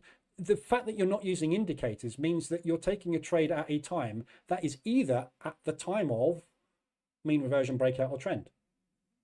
It's one of those 3 things because it only does 3 things. But you test all of this and you will find the same thing. All you're going to do is apply an exit strategy to it. When I press the button, when that thing happens, does it trend, mean revert, or break out? If it does, add a trailing stop to it, a measured move to it, yeah, or whatever. But you just, or you know, get in and get out 3 days later. That's all you can do. You can't do anything else, can you? There's no skill involved in that. You know, you see, he's a very skillful trader. No, he's not. He applies a good risk management to a good exit strategy. That's all he does. That's all anybody does that makes money. I make money this year. I'm making half the money I made last year, this year so far. I've got 3 months left, so it's not over, but I'm going to need a good 3 months. Yeah. But why have I made less money this year than I did last year? Because the strategies I've applied and the random movement that has allowed me to extract money is less than it was the last year. Am I a better trader or a worse trader? And have I used different strategies this year or not? No, I'm just the same man pressing the same binary button. That's all I do. That's all you do. That's all anyone can do. You can go and look for the best strategy in the world until you die. But that's not going to help. Yeah. So, and this is the problem with backtesting, is you can do this for the rest of your life. But you will find that everything you do in that backtester will produce the same result. You will get somewhere on average a 5 to 15% return a month. You will never exceed that. And the only way you can exceed it is by increasing your risk, which increases your risk of ruin. That's it. All of them. Pullback, trend strategy. Awesome oscillator, mean reversion strategy. Mean reversion secrets result. There's no secret. When it's got up, it comes down. MACD, mean reversion strategy. London breakout strategy. C% indicator, mean reversion strategy. NR4, breakout strategy. Gaps, momentum strategy, which momentum is part of what? Either a mean reversion or a breakout. Yeah. Stochastics, mean reversion. I don't know what that is. MACD, mean reversion. Trading without indicators, just applying a risk reward to a entry based on a random thing. Volatility, breakout, mean reversion. See what I mean? You go through everything here. 3 things. Every time he's telling you 3 things. Apply those 3 things to crude. Curve fit it to one instrument. Apply those 3 things to gas. Curve fit it to one instrument. 60 to 122. What's he done? Doubled an account over 10 years. What's the average return? 5 to 15%. It's the same thing over and over again. You could spend a year with him, a year with me, a year with ICT, and a year with Barry Manilow. What's going to happen is 4 years of your life have gone past. If you'd have done what you did the first time, you'd still be doing the same amount of money and same amount of return. Just apply the risk reward ratios and the exit strategies. Hopefully that makes sense. That's probably one of the best waffles I've ever been on, because it's so clear what you are doing. You're entering random entries on a random thing, trying to make sense of it. You can't forget about it. If I'm being honest, my biggest challenge is capital. Yeah, it's everybody's biggest challenge. And again, I've said in the live rooms many times, if you haven't got money, you can't do this. If you come to me with £100, go and work at McDonald's. Not being nasty, but you can't do this with £100. Yeah. You can, but you can gamble with £100. You could go, best thing you do with £100 is give it to a prop firm and hope you get a lucky streak. You can double an account quickly, and I did it to 85% and then I blew it. But that's part of it. You will blow it at some point if you try and double an account, but you can double account. There's account doubling strategies, but they're the same as everything else. Yeah. You apply a risk reward strategy. The video that AZ said, posted, right? Go and watch that. It's a really good video. And it's basically what I've discussed today. He's telling you 1 exit criteria to use. And you can, as he has done, pick a stock at random using a wheel that spins round and a random number. You can use a dartboard. You can use beer pong. You can use whether your dog scratches its left ear or its right ear today to pick something. Apply an exit strategy to it and it will give you a strike rate and a positive return if you apply a positive strategy to it. And it will fail a lot and it will work a lot. And eventually you'll get a bell curve and an equity curve that gives you a random distribution of trades, which is nothing, you can't do anything about that. It's random. Yeah. But if you apply that and you use a 5% risk, you'll double your account quicker than if you use a 1% risk. Because at the end of the day, the only thing you have control over in the market is risk. Nothing else. That's it. You can't do anything else with it. I want 100k minimum. Yeah, that's what you need, really, to make a living. To make a partial income, you could get away with using, I reckon, 10k. You'd need to apply a stock-based strategy. And this is the thing that's different, yeah, with me and with most other people. I think I have capital and I can apply position trading. A lot of people can't apply position trading because they don't have capital. And I understand that, which is partly why I wanted to do these member streams, is to try and develop strategies and show how you can use smaller accounts to control risk and make money. But you're still going to make small amounts of money. But you'll hopefully understand, or hopefully we'll be able to extract out of it some good strategies that we can just apply to the market and double an account quickly. So that one that we've looked at, AZ, today, we've covered in this session, which is the video that you sent, is one exit strategy. That's it. It's just one exit strategy. But it's a really good one. Probably the best. But it will only work in trending markets. And the market spends 80% of its time range bound and failing to break out. So although it is profitable, the strike rate is going to be tiny. But it will work. So what if that instrument's behavior changes? You can't rely on curve fit. No, exactly, yeah. And this is the problem with the transparent trader, Jared's stuff. You know, I've got these guys bookmarked here. You know, I've got lots of people bookmarked, but there's Jared's stuff. You know, he's doing YouTube, basically, is what Jared's doing. And he sells a book thing. Mean reversion, breakout. Yeah, there's mean reversion, there's breakout, there's trend. It's all the same stuff. But all you'll find him doing is curve fitting things to individual instruments. Again, RSI 2, it's regurgitated. It's a 1960s strategy. 3-bar momentum. You know, it's all the same stuff, isn't it? This is the problem, I think. What's happened is, you know, you go onto Forex Factory and you go into the forums and you go into the trading systems. Yeah, there's 1.3 million replies to 3,500 trading strategies. 3,500 trading strategies. 3,500 ways to get into the market. Yeah. What people do is they regurgitate them on YouTube. Someone watches one on YouTube and then regurgitates it, and you end up basically replicating what's in here, which is just information. Doesn't help. It's just that cycle you get stuck in, isn't it? Ultimately, the long-term consistent way to make money is position trading and managing risk. Yeah, it's not the only way. It's not the only way to make money. You know, we will prove strategies that work. There's always a way. You can always make everything profitable by applying the right exit strategy to it. Yeah. But it's just identifying what it is you're doing. That's where everyone's going wrong, because everyone's just running around in circles.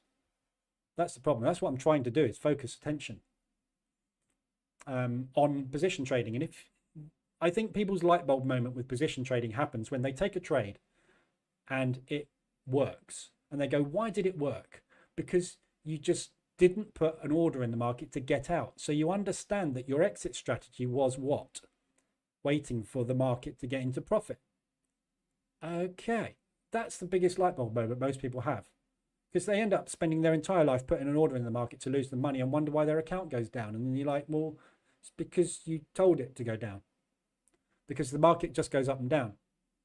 What were you expecting it to do when you put your stop down there underneath that low? Only ever go up? No, it's going to go down as well, because that's what it's doing. The reason you got in was because it's gone up and down. What are you expecting it to do now? you know, it's just logical, isn't it? Makes sense. If it's done that, it's going to do it again. Anyway, I'll shut up because I've been on for 3 hours. So we'll have another session on Monday. So next week is I think I'm going to do price action week, which is going to be all about candlesticks and understanding the mechanisms in candlesticks, what they're teaching you, what they're showing you, and how to use them to formulate entry strategies. Yeah. So also I will be working on strategies. So I'll be building and testing stuff that we can look at, and then things that work we'll all run off and test. Yeah. So I'll start off with Harold's strategy with propulsion. Yusuf, I've just answered that question. When will we start testing? So you can test now. Position trader VA's out there, you know, all these, everything's out there, but you know, understand it's all mechanical. You can create an edge very easily. But I will start testing stuff, but I need stuff to test. So it's a case of really looking at coming up with ideas on stuff to test. Yeah. And all of this stuff that I've just looked at for the transparent trader and Stat Oasis, it's all old people's strategies that do work, but the vast majority of them are on daily and the vast majority of them on stocks and stocks trend. They're all trend strategies and they all work well with trailing stops. So we can look at trying to get some more of those, but you need a good mean reversion strategy, a good breakout strategy, and a good trend strategy. So I'd like to focus on trend because that's where I lack. I haven't got any good trend trading strategies. So, but that's part of what we'll do. So yeah, next week, price action week, and bits and pieces of strategy testing. So anything else you want to discuss, obviously just stick it in the members group. Obviously, if you're watching the replay, comment down here, and then we'll do another one next week. And obviously be aware, 1:30 this afternoon, we've got the news. Nothing's moved today. Look, these are going to be duds today, and I'm not going to trade this afternoon. The end of it, really. Right, I'll see you guys on Monday. Have a good weekend. Anything you need, Discord, and then yeah, I'll see you on Monday, and I'll put the schedule up on over the weekend. All right, have a good one. Have a good weekend, and I'll see you next week.